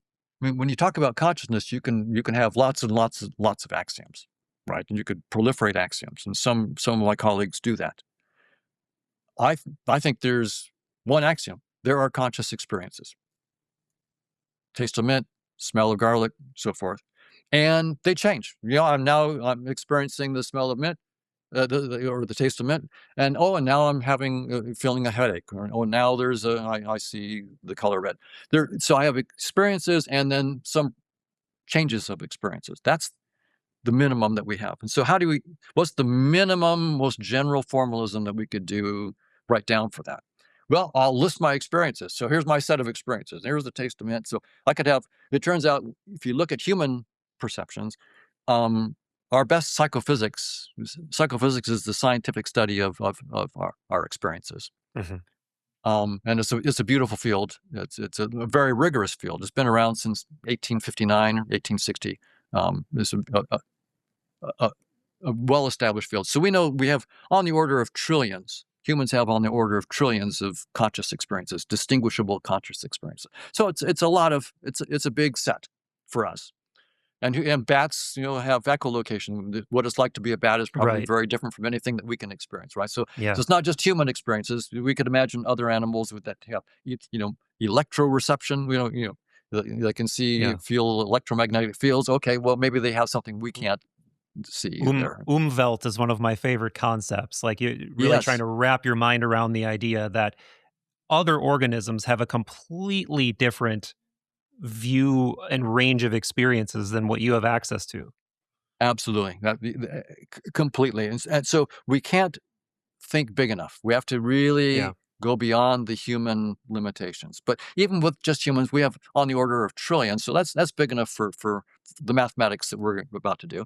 So we have trillions of experiences and then the transition. So I'm just going to, the simplest mathematics that we can do is something called a Markov matrix, where I just list my experiences, and then I list for each experience what's the probability that if I'm experiencing red now, that maybe I'll experience green next or blue next, and just write all those numbers down. What are the probabilities of the transitions?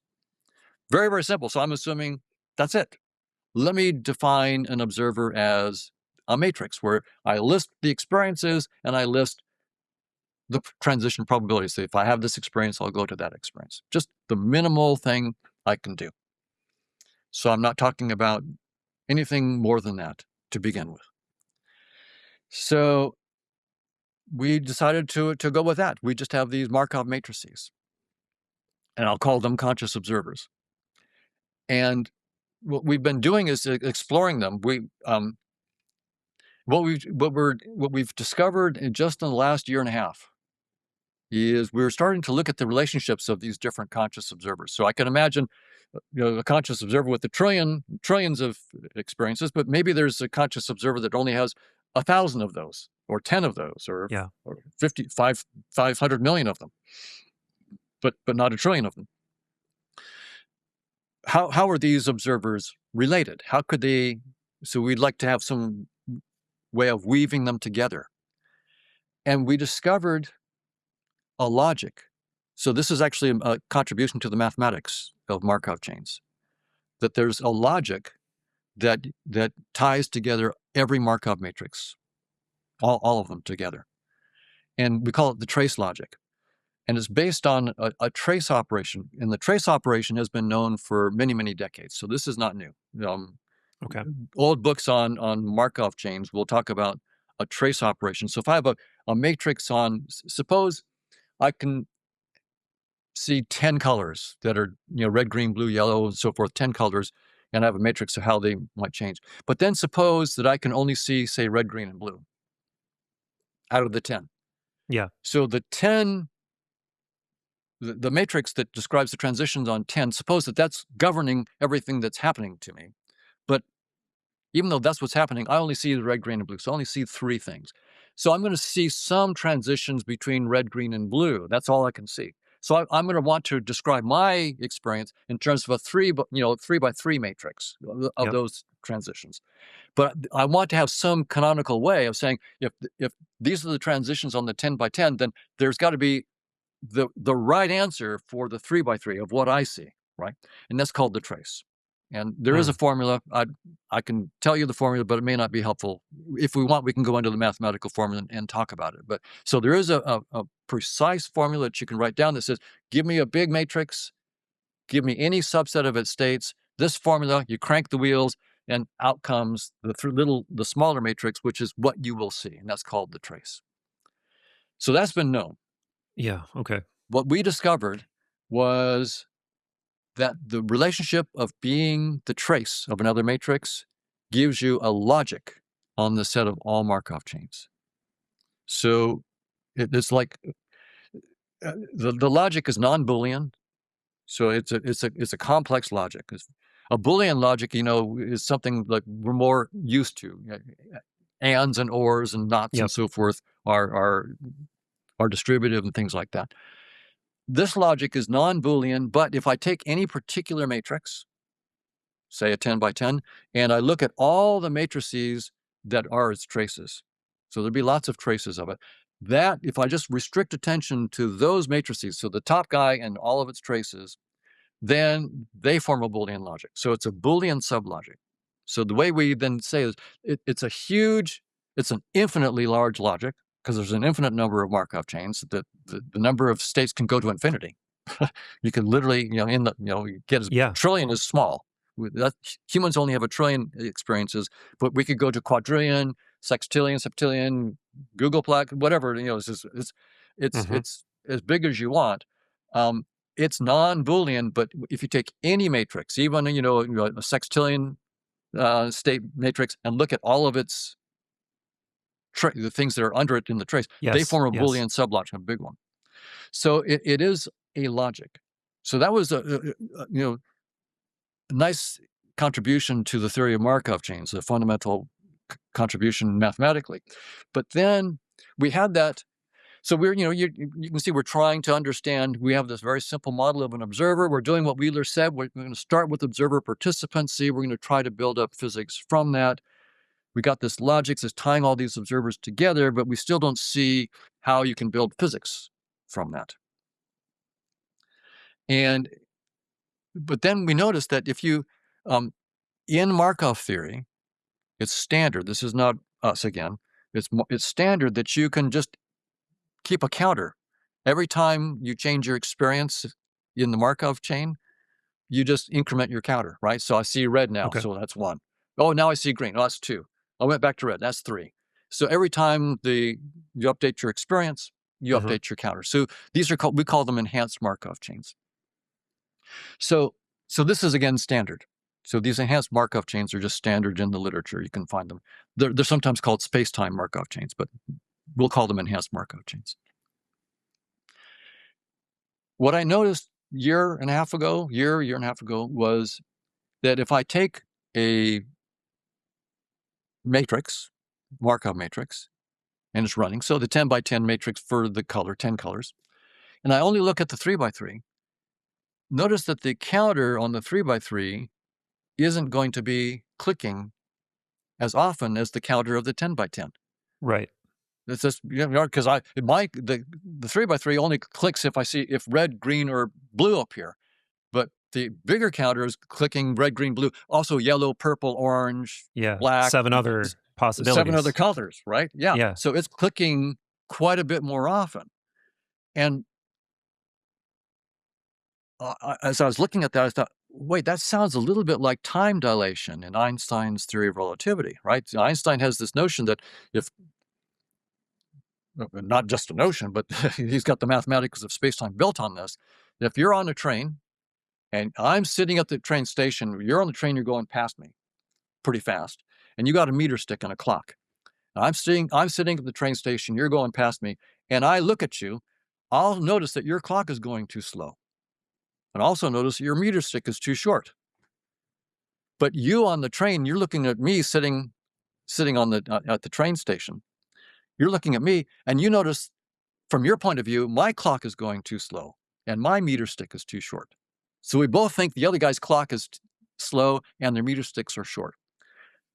That's time dilation to space contraction. So I realized, okay, this sounds a lot like at least the time dilation part of Einstein's theories.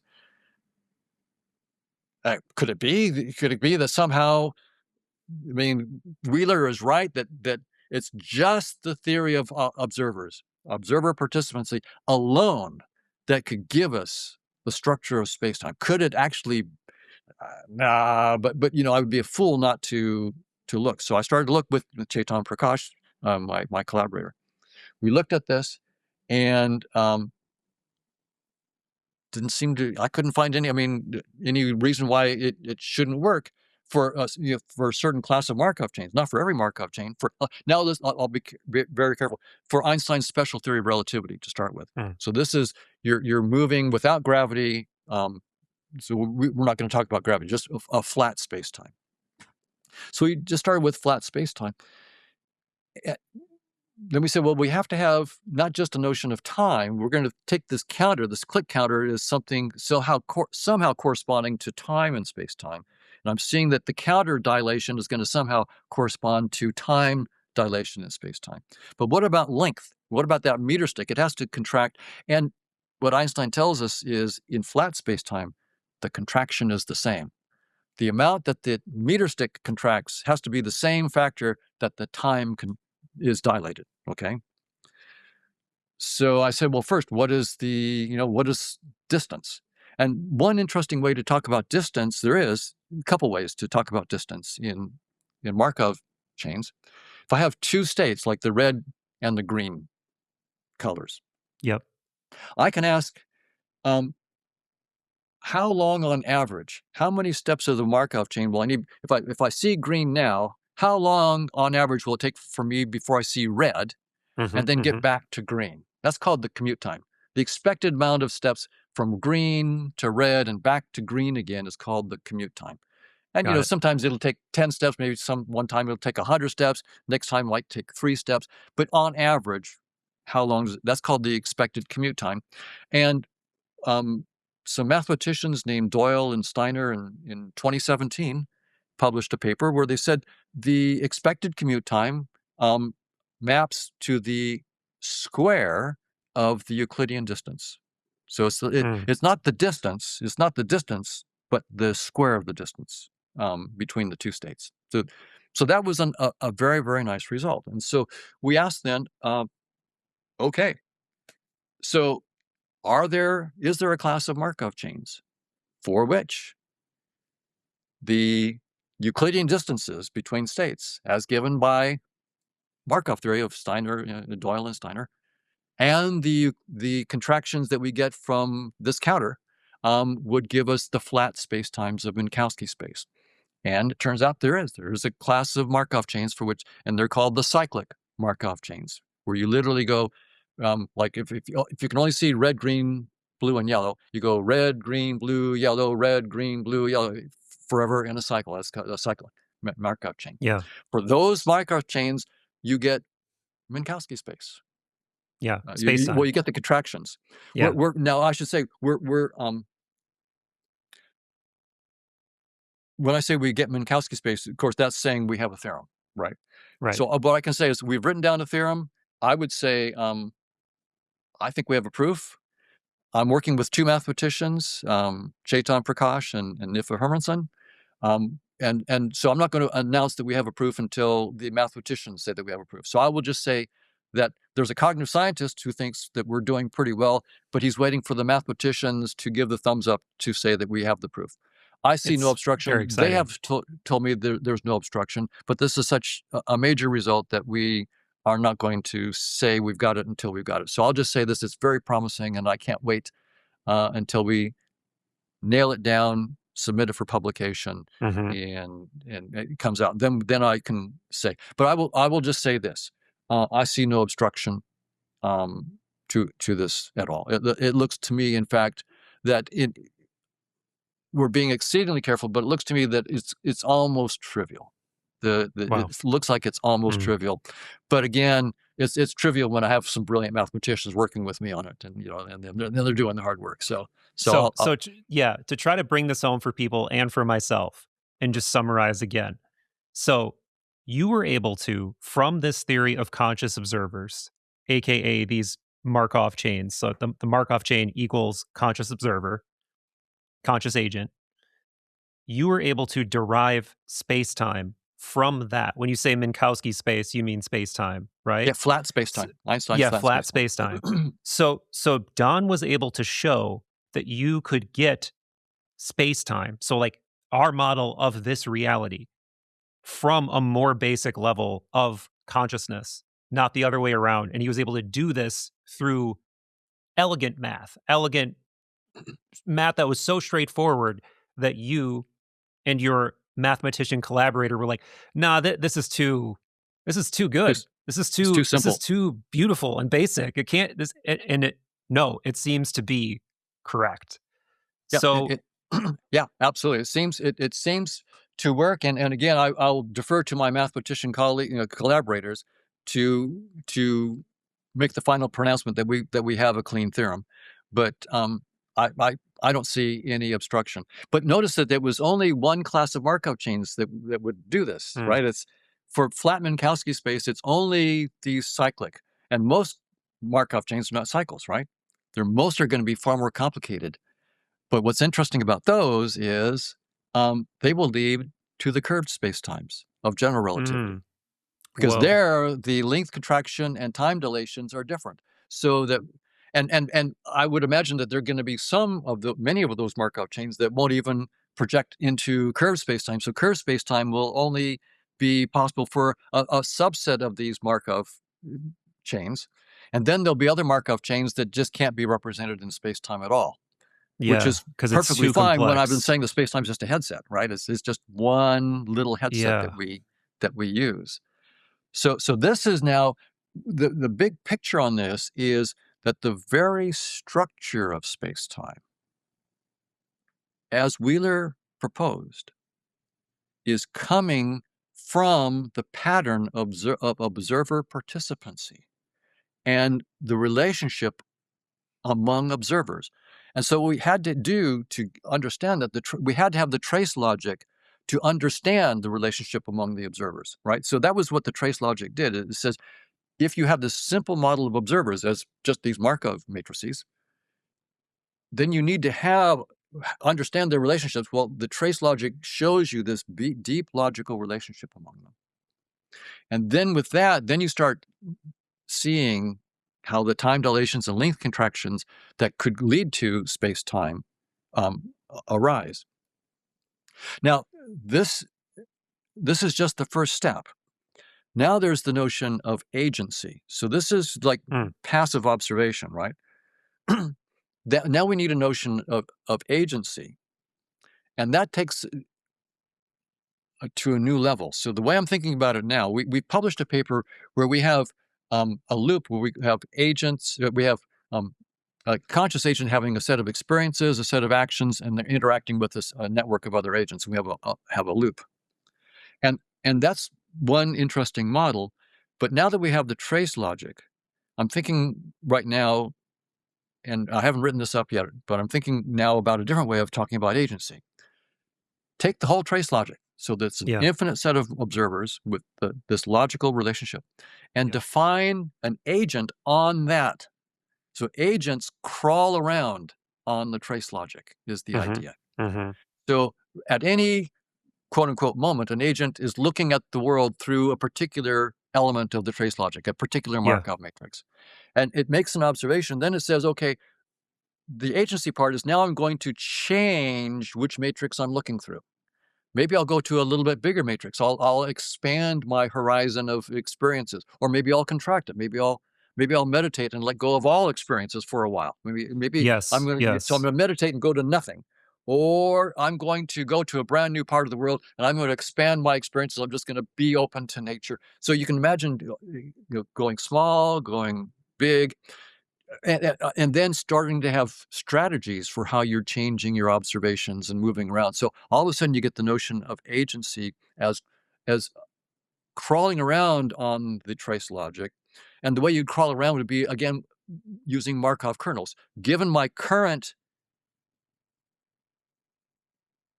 way I'm looking, which matrix I'm looking through, I'll have a probability distribution on where I might go next. Which other ways of looking might I choose? So that's, again, a Markov matrix that does that. That says, if I'm looking from this element of the trace logic, which new element will I likely go to? So it's going to be we have the trace logic on the set of all Markov chains, and then an agent is another Markov chain crawling on the trace logic.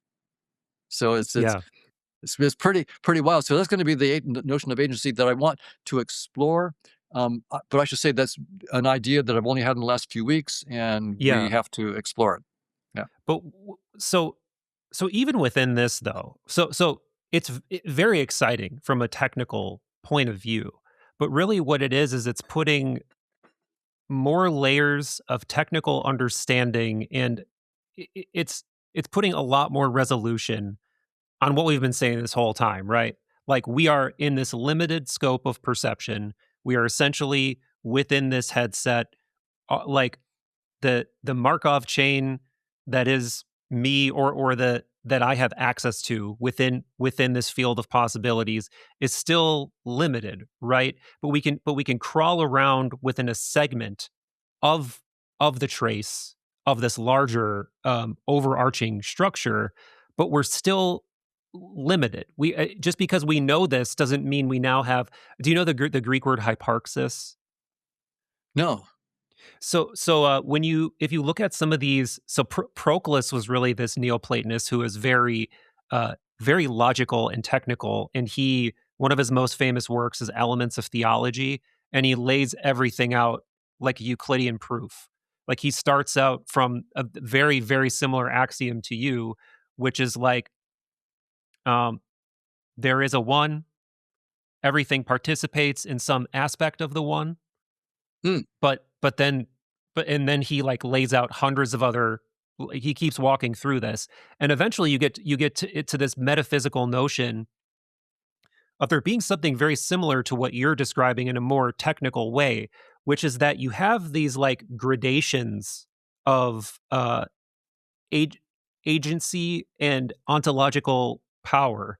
And that's like kind of what this word hyparxis means, is you higher things on the chain have more hyparxis, and then there's other things underneath those things Yes. that have less and less as it goes down. Yes. So it puts us in this constraint that you've been describing as the headset, right? Or that we could think about as being within a game, as within Grand Theft Auto. But then there's like limitations. There's still these limitations as to what we can do. But then the interesting question is are these insights that you're talking about, are these potential ways to increase the scope of what the headset can do? Like, are these ways to expand what a human maybe even can do? Or are we always going to be limited? I mean, we're going to be limited to some degree, of course. Like, I don't think it's possible for us to dissolve back into the one as a human being and like continue to exist. But do you see that as a real possibility that we're going to unlock new faculties, new modes of perception, things we can't even imagine right now? Absolutely. So I'll first start off with a statement that's, to put some modesty on the whole thing. That is, this is just the first layer outside of software outside of space-time. So it's Yeah. so I'm not claiming anywhere close to a theory of everything or anything like that. But I think with that proviso, I think that there's magic here. That think about it this way: if you are a wizard inside Grand Theft Auto, you can do all sorts of amazing things, and people are impressed. But if you're the geek that wrote the software, you can do things that the wizard doesn't understand. You can Yeah. make their car disappear. You can take the tires off their car. You can just do magic, right? Hmm. Basically, if what we're saying is correct, um, we're going to be unlocking incredible magic. And so I'll just give you one example of the kind of magic that goes on. This time dilation stuff. Suppose Yeah. I'm able to use this big matrix. That's me. I've got this big matrix. My time counter is going for every one of those experiences. And suppose that your matrix is only 1/10 of mine, right? It So you probably only is. see. Probably is, Don, to be Well, honest I with should have turned it the other way. you. So I'll turn it around. So you got a big matrix, and Hoffman only sees 1/10 of Michael's. But who knows what it is? But so I'll do it. I'll do it that way. So Hoffman has only 10% of Michael's experiences, and what happens then is for every click of time that I see, Michael could do 10 times many other things. He could do lots of other things where I think nothing has happened. For Michael, it could be 1,000 years or 1,000,000 years, depending on how much bigger your matrix is. You could have 1,000 years to do whatever you want, and for me, it's instantaneous. That means effectively that I'm a sitting duck Right. compared to you. Yeah, I'm a sitting duck. I mean, you can do whatever you want while I'm just sitting there inert, unable to do Well, anything. where this gets really trippy is if you ask yourself, what kind of a being would that be? Like, obviously this is a fun example, you and me, but if we really try, like, this really gives you some insight as to what it might be to be a higher being, like an alien, an angel, or whatever, like whatever word you want to put on it. It might be something like this. And maybe that's why when people have, altered states experiences or numinous experiences, they see these things that just completely stretch their ability to conceive. Like in like going back to biblical examples, angels always be not afraid. Like, I know whatever I'm looking like to you, it's looking real crazy, but like, try not to freak out, and that's been my experience too with altered states. Is it is absolutely that umwelt I was talking about, where I can easily make sense of reality. It is shaking, man. It is like, trying as hard as it can to maintain homeostasis, and it can't happen. So maybe that's what Right. it's like for us in our trace, gaining a very low pixel resolution of like what that adding another integer, adding another possibility to that space might be like. It might be this overwhelming, numinous, uh, mysterium tremendum kind of experience. Absolutely. And I've only talked about the time. There's also the space, as Yeah. you were saying. Right. So when you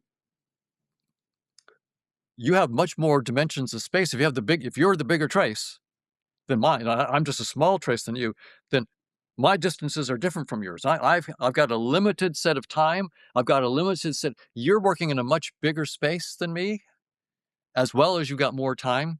So you can do stuff outside where I can't see. You could do something inside my trace. I see it. So I see Yeah. an object inside the trace. You've let me see it. And then you then do something so that all of a sudden it looks like the thing that I see in my trace moved at Mach 40, Right. accelerated at impossible or faster than the speed of light.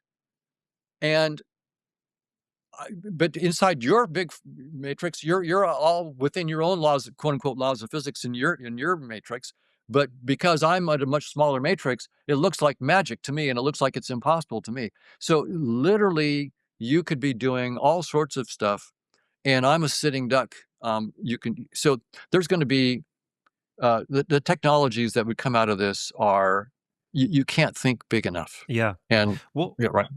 Yeah. Well, what you just described, I don't know if you want to go here, but what you just described really sounds like most people's UFO experiences when they see one or they try to sense one, is these things are doing things that from our vantage point seem like it shouldn't be possible. It shouldn't be possible to go from sea level to 40,000 feet and then back to sea level again, all within a second or two. But these are supposedly things that fighter pilots have captured on, things that work well enough that we're using them to like protect our country and our interests and fight wars, and those instruments work well for those purposes. So it seems to be telling us something about something, as impossible as it sounds. Right.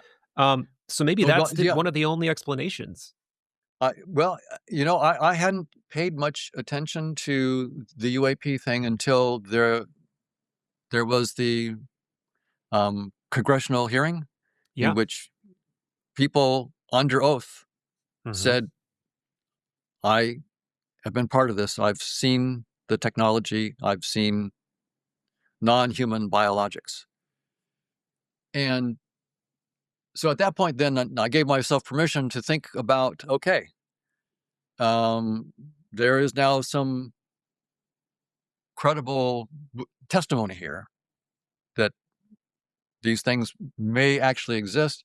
And it's very, very clear from the work that I've been doing independently that this kind of technology is easily possible from Wow. this framework. If you take space-time as fundamental, then it's hard to explain this technology. It's just sort of like the laws of physics simply don't allow this stuff. And there's no way that we can see in a space-time framework. Of course, we still haven't really united things that in a deep way. We don't have a theory of everything in certain time inside space-time. The standard model goes so far, but there are things that we might try to do inside, but still it's hard to imagine this kind of magic happening. But if you switch frameworks, space-time is just a VR headset. Yeah. And consciousness is the creator of this headset. And we can start to describe a layer of software outside the headset. Then it's a no-brainer that if you are the VR designer, you know how it's designed, then you can do magic inside the headset, as I was describing. So I'm actually, it's almost scary, the technologies that can come out of this. So the trace logic is also quite dangerous. So I think understanding the trace logic and perhaps this notion of agency is opening up a Pandora's box. Because if you think about it, this is a way of thinking about technologies that we simply have never had before. Right. We have all of our military systems are designed with physics inside spacetime. We've only used what we know about the inside of the headset. So our best military equipment is because we are like the great player of Grand Theft Auto. We know how to do stuff inside the headset. But as soon as you get outside the headset and start playing with the software itself, the first country to do that is the winner in terms of technology. There's nothing that you could do to stop it. So this is it's actually a Pandora's box that's happening here. So one can only hope that one of the big lessons here is, where did the trace logic come from? Where did this theory of consciousness come from? It comes from the idea that the consciousness is fundamental, and each one of us is simply an avatar expression of a deep unified consciousness. And so what comes out of the trace logic is what spiritual traditions have been saying for a long time. And Jesus said it very, very clearly. You'll love your neighbor as yourself. Yeah. The implication being your neighbor is yourself, basically. And that's really the point. The trace logic does say all of us are, in fact, the one consciousness looking at itself through different headsets. So someone who is smart enough to begin to use the trace logic outside of space-time to build technologies, hopefully also is smart enough to understand what this is saying. That is, that the person that you're going to use this technology on is you. That person is you. Yeah. And so be careful how you use this technology, because what you're doing, any harm that you choose to do is harm that you're doing to an avatar of yourself. Ultimately, you aren't your avatar. You transcend. But to the extent that you don't want something to happen to your avatar, you should not want something to happen to the avatar of another person. So I'm hoping that that at the same time that we get a technological boost, that we also get in some sense a moral boost from the same place. Yeah. I suspect, Don, and it seems like that this is the only way I can square this circle I'm about to describe, is within a lot of that same conversation, one of the direct things you seem to be hearing more and more is that consciousness seems to be core to whatever the UAP technology is. And of course, that's very speculative and hand wavy, but maybe it's something along the lines of, if we do add another possibility to our, Markov matrix, maybe it's not just going to be some new advanced physics technology. Maybe it's going to be something that makes that statement make sense, that there is something about consciousness and physics or about reality that's intertwined in a way that right now doesn't make sense to us. But maybe just by unlocking one more gradation of reality or one new possibility or understanding, suddenly there will be some new noesis. There will be some new understanding of, oh, this is how these pieces fit together. We thought that applied technology like this and my qualia, my conscious experience, are two completely categorically different things, but maybe this is the thing that closes the gap or closes the circle or something like that. And along with that would come all kinds of epiphanies and all kinds of new, hugely ontologically reorienting understandings in terms of what we are. And it wouldn't just be like a conversation. It would be I'm talking about like a knowing, like a new sense or a new thing that, of course I can't describe, because it's like how do you describe what you don't know? But it's I don't know. That's the nebulous sense that I get. Right. Well, first, I completely agree, and in the following sense, that what this approach is saying is that what is beyond space-time is entirely consciousness.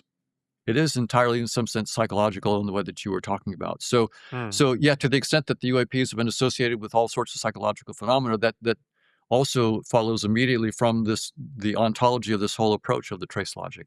It's consciousness all the way down. And so, in fact, all the technologies that look physical, everything that looks to us physical, is ultimately from this point of view, psychological. The very space-time itself is entirely a psychological construct. Everything inside space-time is a psychological construct. Once you understand that, then that opens up the technologies that would seem impossible in a physicalist ontology.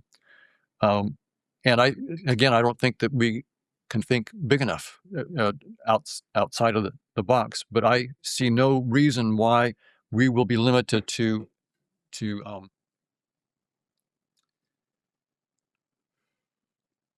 the technologies that we have right now are going to seem pre-industrial compared to what we're going to have, and it will be.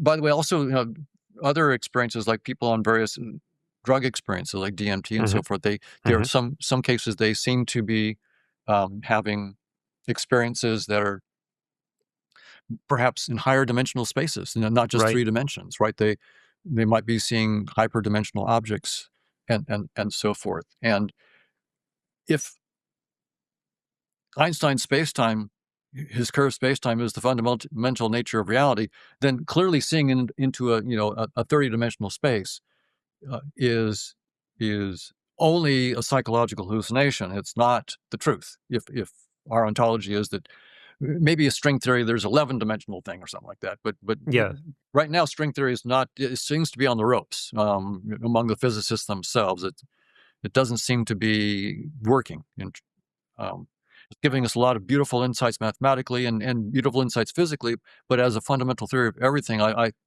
don't see physicists rallying around it like they used to. So when you have experiences in really high dimensional spaces now it's quite possible, of course, that any particular experience is just a hallucination. You're just screwing up the brain, and if you hit me on the head, I'm going to see all sorts of stuff. But it's also possible in the framework I'm working on that could be a genuine insight. That maybe if we take some drug, I'm perfectly open to saying that some drugs just screw your brain up, and it's hallucination, and there's no insight into a deeper reality. Period. But I think that it's certainly possible, and I'm not going to claim right now any specific drug is doing this, but I'd say it is at least in principle possible in the framework I'm working on to have a drug molecule that is already in the brain, for example, and we're tweaking it. Right. And that's tweaking a dimension parameter. Right now, the dimension parameter for space is d equals 3. So d, the parameter d has the value 3 in our headset. And we tweak this chemical, now it goes to 5 or 10. And all of a sudden, we have the same kind of architecture, but this one parameter in how we build the headset gets manipulated. So it could be that some simple chemical manipulation in the brain could switch from 3 to 10, because when I'm actually looking at how am I going to actually build space-time from Markov matrices? So when we do these theorems, so we're trying to prove this theorem, right, of how do we get Minkowski space from the theory of conscious agents? What are we doing? It's not just a theorem. This is the first step in building the headset. That's what we're really saying. How, in principle, do we build the headset? So I'm already doing this. We're saying, in principle, we could build a headset. To actually prove these theorems, we have to show how to build the headset. Yeah. And when I look at that and I see, look at our theorems, and it's saying, okay, these are the things you have to go through to build this headset in the theorem. There's this little parameter. I can just switch that one little parameter. I'm no longer in 3 dimensions. I'm in 5, 10, and the theorem still goes through. That's the key thing. I see the theorem is still going to go through. 3 is not special. Right. When I go to the curved space-time of Einstein, now I'll be able to see how I can warp your space-time. I can start to play with the curvature of your space-time. We have several other theorems. So I've got a number of conjectures. We want to show exactly how quantum theory and the Born rule arises from this. What's the Born rule? So the quantum theory, the Born rule is when you make a measurement, what's the probability of the outcomes that you're going to see? Okay. And the Born rule says if you give me the amplitude squared, and when I say the amplitude, these are complex numbers. You have to take the number of times this complex conjugate and add them up and so forth. The amplitude squared gives you the probability of various outcomes. So that's the Born rule. How do you turn a complex amplitude into a real probability for what you might see? So in other words, what we have to do first, and we've got these conjectures written down, and we're going after it now. We're going to go after these one by one. Minkowski space, curved space-time, quantum theory, and the Born rule, the Big Bang. How do we get a theory of the Big Bang? As we go through and prove all these theorems, what we're doing is basically setting up all the mathematics that's needed to begin to reverse engineer the headset. And so here's this is no messing around. This is the real deal where I plan to go. Space-time is just a headset. Give me the precise software. How is the headset built? So how are we going to do that? First, with these theorems, we by proving the theorems, we prove that it's in principle possible, and we get the outlines of the construction of the headset.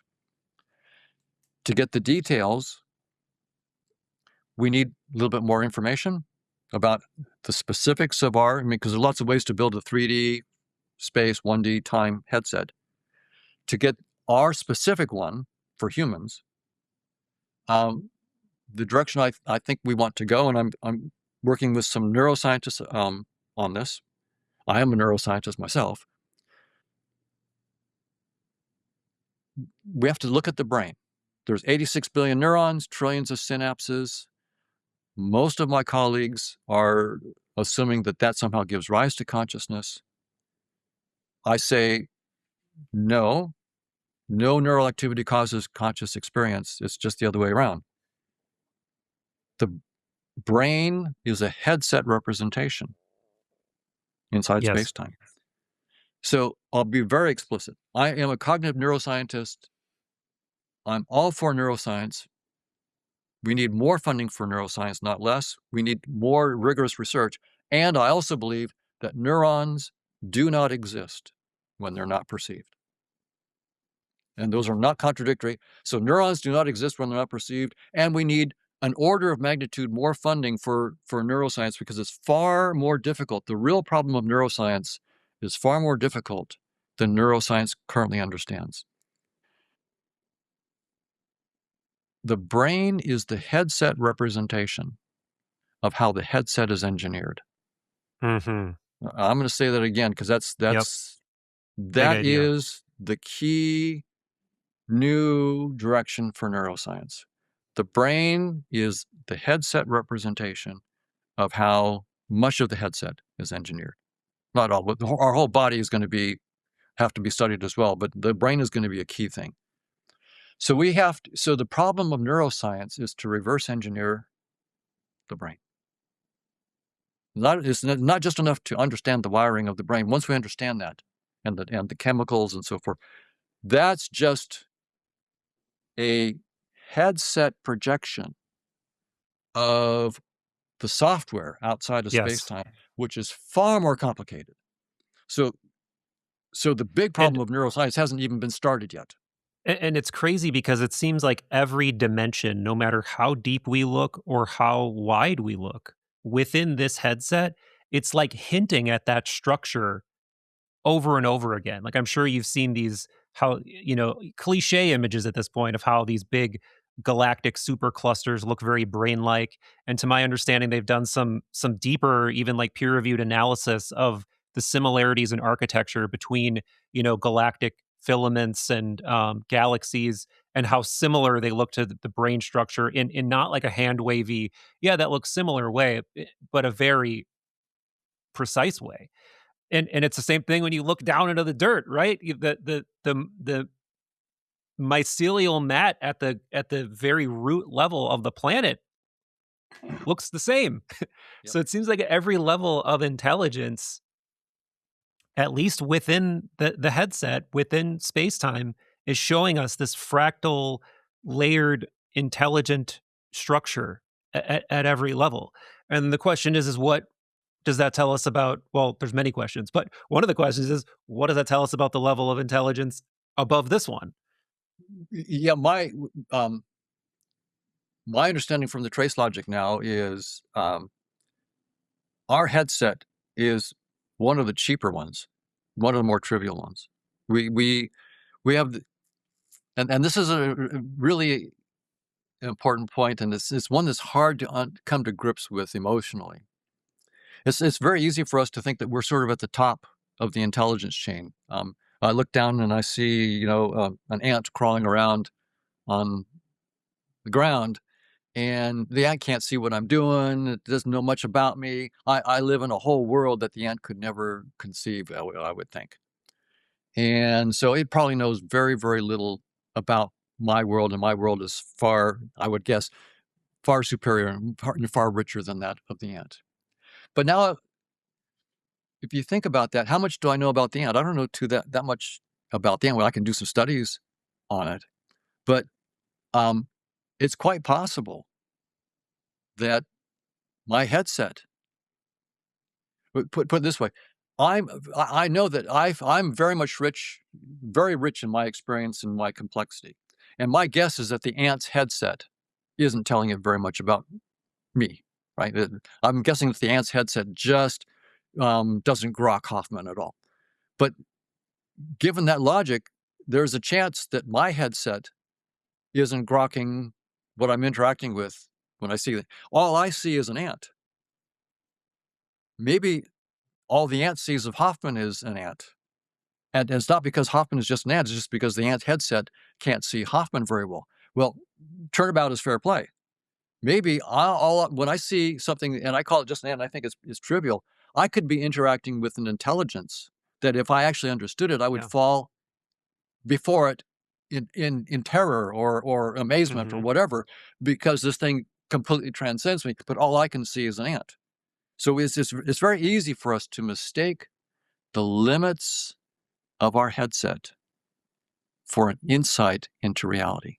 Totally. That's the key point. What you see inside your space-time is entirely a function of the limits of your headset. It is not an insight into the ultimate nature of reality. When I'm seeing a ladybug, that's the limit of my headset. What am I interacting with? If I actually knew what I was interacting with, I might fall down and worship it. But all I can see is a ladybug. Amazing. So we have to be very, very careful to think of ourselves. The very fact that we think of ourselves as at the top of the food chain shows how benighted we are. To the extent that I feel that I am really smarter than everything I see, that is the key evidence that I know next to nothing. So what this mathematics is telling me is our headset is one of the cheapest headsets that I could imagine in the theory. Wow. It's only got a D parameter of 3. There's no reason why the D parameter couldn't go to 1 billion. Why shouldn't, one thing I'm frustrated, I'm sure many mathematicians are frustrated. I can imagine a 3-dimensional cube, and it's very helpful to imagine things when I'm trying to solve problems. Try to imagine a 4-dimensional cube, a tesseract. I can't do it. Yeah, me neither. And and nobody can. Even a brilliant mathematician has to work around this limitation of our imagination. They have to use mathematics and tricks to theorem and proof to get to the properties of these higher dimensional objects. Wouldn't it be nice if we had someone in the comments is going to say, "Yes, I can. I can do." No, I'm joking. Well, I'm not really. Someone probably will. Yeah, probably so. And I hope that someone can. And maybe on the right psychedelic, perhaps someone can actually go to a 4-dimensional space and really see a tesseract. I would love to get data that for someone like a real mathematician, just saying so we get someone who's a credible mathematician that says, yeah, I saw a tesseract. Now we're talking about something really interesting. So if some psychedelic can do that, if psilocybin can do that or whatever, that would be very, very interesting. But There was just sorry to interrupt, but I just wanted to share this, and I'll try to find the graphic for it. There is someone made an animation where there's hidden information that you cannot see unless you're on, I think it might be psilocybin, or it's definitely some tryptamine, where there are basically like these tracers moving, and you can just see the color of the tracers or something. But if you're on whatever particular, um, whatever the alkaloid is, you can actually see that there's like hidden information that reveals itself under that influence. So I do suspect, and to your point earlier, that may be exactly what we're doing with a certain class of substances, that we are actually tweaking and expanding the headset to some degree. And I would love to say that I think it's just a pure flow of more real information, but I also think there's probably interference from your own mind and your own preconceived notions about reality and your own programming and your own fears and thoughts and blah blah blah that's getting all mixed in there. So you are getting more, but you're also turning up the volume on your own psyche and everything all at the same time. And that's sort of been my experience. It's just like more of everything, more of everything. Right. And again, I'm a hard-nosed scientist, so I'll say this. Yes. Of course, we have to be open all the time to the possibility that the psychedelic drug is simply addling your brain and there's nothing deep to see here.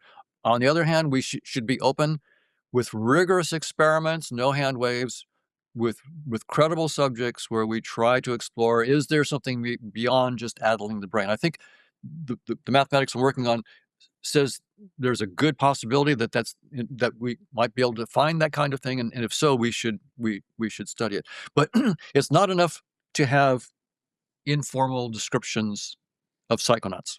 We Right. have to have more systematic, hard-nosed, rigorous experiments. And if there are claims of interacting with entities beyond Yep. space-time, Yep.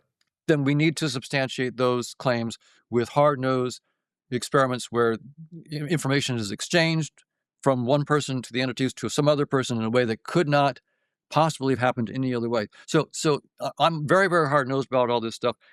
You have to be both. It's a balance. You have to be completely open to all these possibilities that might seem bizarre, and then you have to be completely hard-nosed about testing them. Yep. So it's a balance. Completely open, Yeah. but no BS at all in the experiments, and you have to be your own harshest critics. And so that's one reason why I'm going after this with mathematicians, and it's a matter of theorem proof, theorem proof. Thing about the Big Bang, getting quantum probabilities out of this, just going down systematically the positive, showing how the positive geometries come exactly out of this. So this is all, and if at any point we can't do it, it's game over, right? This, Right. if we can't get general relativity from the trace logic and this theory of agency that I talked about, if it's not possible, if we can prove we can't do it, then I will have to say that nice try, but this wasn't it. Back to the drawing board. So Yep. this is all fun. I'm excited about it, but we've been disappointed many times before. So we will see. It's got to be theorem proof, not. Yeah. But you do have to be willing to think big, think out of the box. It's hard to think out of space time, and to be rigorous at the same time. And so Mhm. that's the tightrope that you have to walk. Yeah, I love it, Don, and I love everything you're doing, and I deeply, deeply appreciate that you are rigorous when it comes to all of this stuff and all the nuance that you put on all of your thoughts. Yet at the same time, you always display this epistemic humility. And yeah, I'm just so glad you're out there. I'm so glad you're doing what you're doing. Um, but speaking of theorem proof, let's leave people with something that's not theorem proof. Theorem Okay, proof. sure. What has all of this led you to think about the teleology of what a human being is? Like I know you clearly believe, there is this one, and we are sort of permutations of this one experiencing itself. We've talked about this before. I've heard you talk about it on other podcasts. But other than that, you know, why this headset? Why this experience? Is there something that's evolving that has this like teleological path, or is it really just momentary thoughts in the collective mind that's trying things out? Or what do you think based on all of your experiences and all of your research at this point? It's a great question. It's a very deep one. It's one that I think about a lot. And the one proviso going into it is that anything I say is just another thought. Right. And so it will ultimately be only a limited perspective. So anything I can say is never going to be the truth. But what seems to me is going on here is, for some deep reason, this deepest reality that we are, that you are, that I am. So Michael and Don are just avatars of this deeper reality. That deeper reality that transcends any description, period, nevertheless chooses clearly to have this very, very rich description of itself, and looking at itself through Michael and Don avatars, and losing itself. I mean, it was a shock when I was let go of this is a realist view of this and started to think this might be a headset. It was a total shock. So here I am, an avatar of a transcendent reality, and that transcendent reality has chosen to let itself get so completely taken up in a trivial game, a trivial perspective, that it's shocked to death when it realizes that this is just a trivial perspective.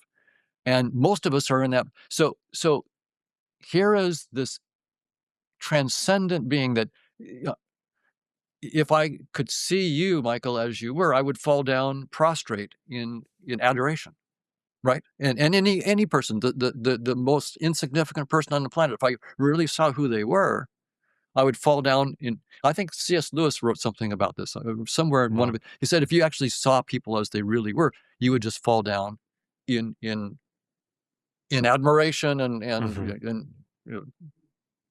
humility before them. And I think that's right. So that is the core of, love your neighbor as yourself. Your neighbor, the least, what looks to you like the least person, is transcendent. It's absolutely the infinite. So the infinite lets itself, in our experience here, be completely lost, to lose its identity. And then to slowly wake up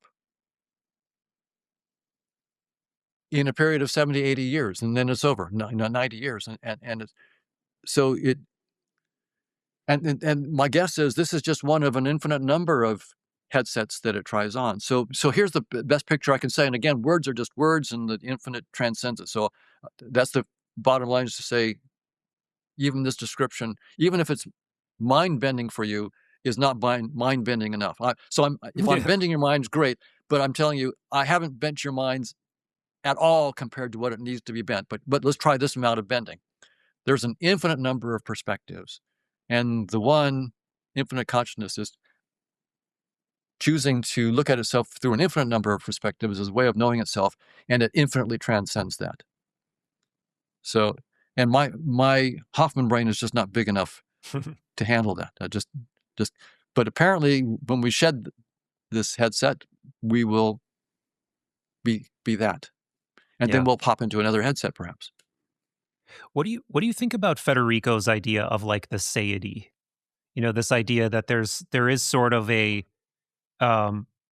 yes, there is this one, but there's something like a non-local version of you and a non-local version of me that, I mean, it sounds much more like a soul, right? It sounds much more like something that persists across physical lifetimes. Are you open to something like that? Like that there is some sort of like meta conscious agent that is not bound to space-time, that continues to exist across multiple Yeah, incarnations, or I think Federico and I have talked about his ideas for a long time, Mhm. and he has this notion of the one that's spinning off these subparts and part wholes. Mhm, mhm, mhm. And I think that there could be in the trace logic, there is this notion that I'm part of a particular set of traces, and so the direct things that I'm traces of, there could be a relationship between that and his satiety notion. Um, but then the trace logic is non-Boolean, so there are going to be an infinite number of other Boolean logics. So there's an infinite number of these different satiety. So there could be some connection between his notion of satiety, which is informal. It's not a mathematical. So that's the problem. Right. His theory there is not mathematics. It's informal. Um, and but yeah, it could work. I would say that Federico and I, and we've talked for many, many hours, and we're very, very good friends. And I would say that at core, we agree that there is this one fundamental consciousness that it spins off different perspectives on itself. You call them seities, or I call them headsets and so forth, or maybe Mhm, mhm. sequences of headsets that are related in the trace logic somehow. Where I disagree with Federico in terminology is the notion of fields. Mm. I think it's to talk about fields could be misleading if people are thinking about like quantum fields. These Yes. are fields defined over space-time, and so so I would just say that the notion of fields in space-time is just the wrong metaphor completely for consciousness. If we want to think about fields outside of space-time, if Yes. then the use of but then they're not quantum fields, right? So quantum fields are fields defined in space-time. So if so that's just the thing. It's a terminological thing. Quantum fields is just the wrong terminology because that ties you to space-time. Quantum fields are Mm. defined over space-time. But the very notion of, I think Federico's idea about fields is a good idea and a good pointer, because any word is a pointer, as long as we completely dissociate it from quantum fields, because the very notion of quantum itself disappears outside of our headset. The positive geometries that these high energy theoretical physicists are finding Mhm. couldn't care less about quantum mechanics. Couldn't care. The unitarity is gone. Quantum fields are gone. Nothing there. You get quantum as a projection at the same time that you get space-time. So that's why we have to be very, very, very careful. Tying quantum somehow with consciousness is tying it to the headset. Yeah. Quantum is a function of the headset. Quantum does not transcend the headset, and consciousness does. And so that's the big. And I think Federico completely understands that. So it's merely a terminological thing that I'm I being careful about. That's my sense too. Yeah. Now that you said that, maybe it just makes me wonder, maybe there's a positive geometry outside of space and time that is like Sure. the true nature of Don, or the true nature of Michael, and it's that is sort of the source of this, of or uh another Greek word. Have we talked about synthema or synthemata No, before? no. It really reminded me of this when you were talking about, if I could see the truth of what a ladybug is, I might fall down and prostrate.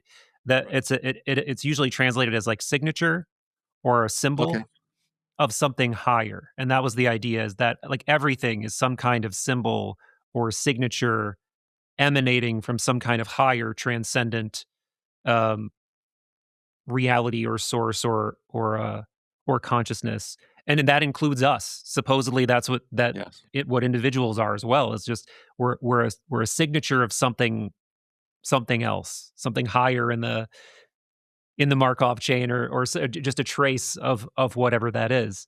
And I don't know. At the very least, it resonates with me, and it seems like you actually are going toward proving these kinds of things done. So I've taken a lot of your time.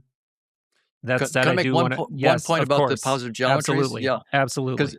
I like your idea of talking about them in this context outside of space-time, but I would be very clear, the positive geometries, like the amplituhedron and so forth, are modeling one small part of our space-time experience, and that is scattering Right. amplitudes. So these geometries aren't really, they're probably not up to the task that you were pointing to. I mean, we need a bigger the positive geometries are going outside of space-time, so they're beautiful and they're brilliant and they're groundbreaking, but they're not big enough for understanding the headset and this notion of Federico's notion of aseity. I don't think they're up to that job. We have to have much more complex structures, which will then have to show how the positive geometries outside of space-time come from these deeper models of the Wow. seities outside of space-time.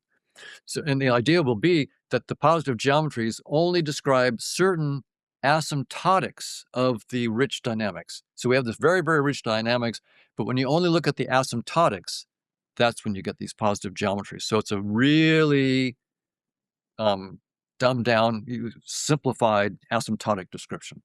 But everything you were saying was right in terms of the ideas. I just wanted to make this technical point. Absolutely. Right. Yeah. Well, I can't even handle the dumbed down versions. So, Me either. you, well, thank God you think that, because like I said before, your epistemic humility just makes me love you that much more, Don, and love your work that much more.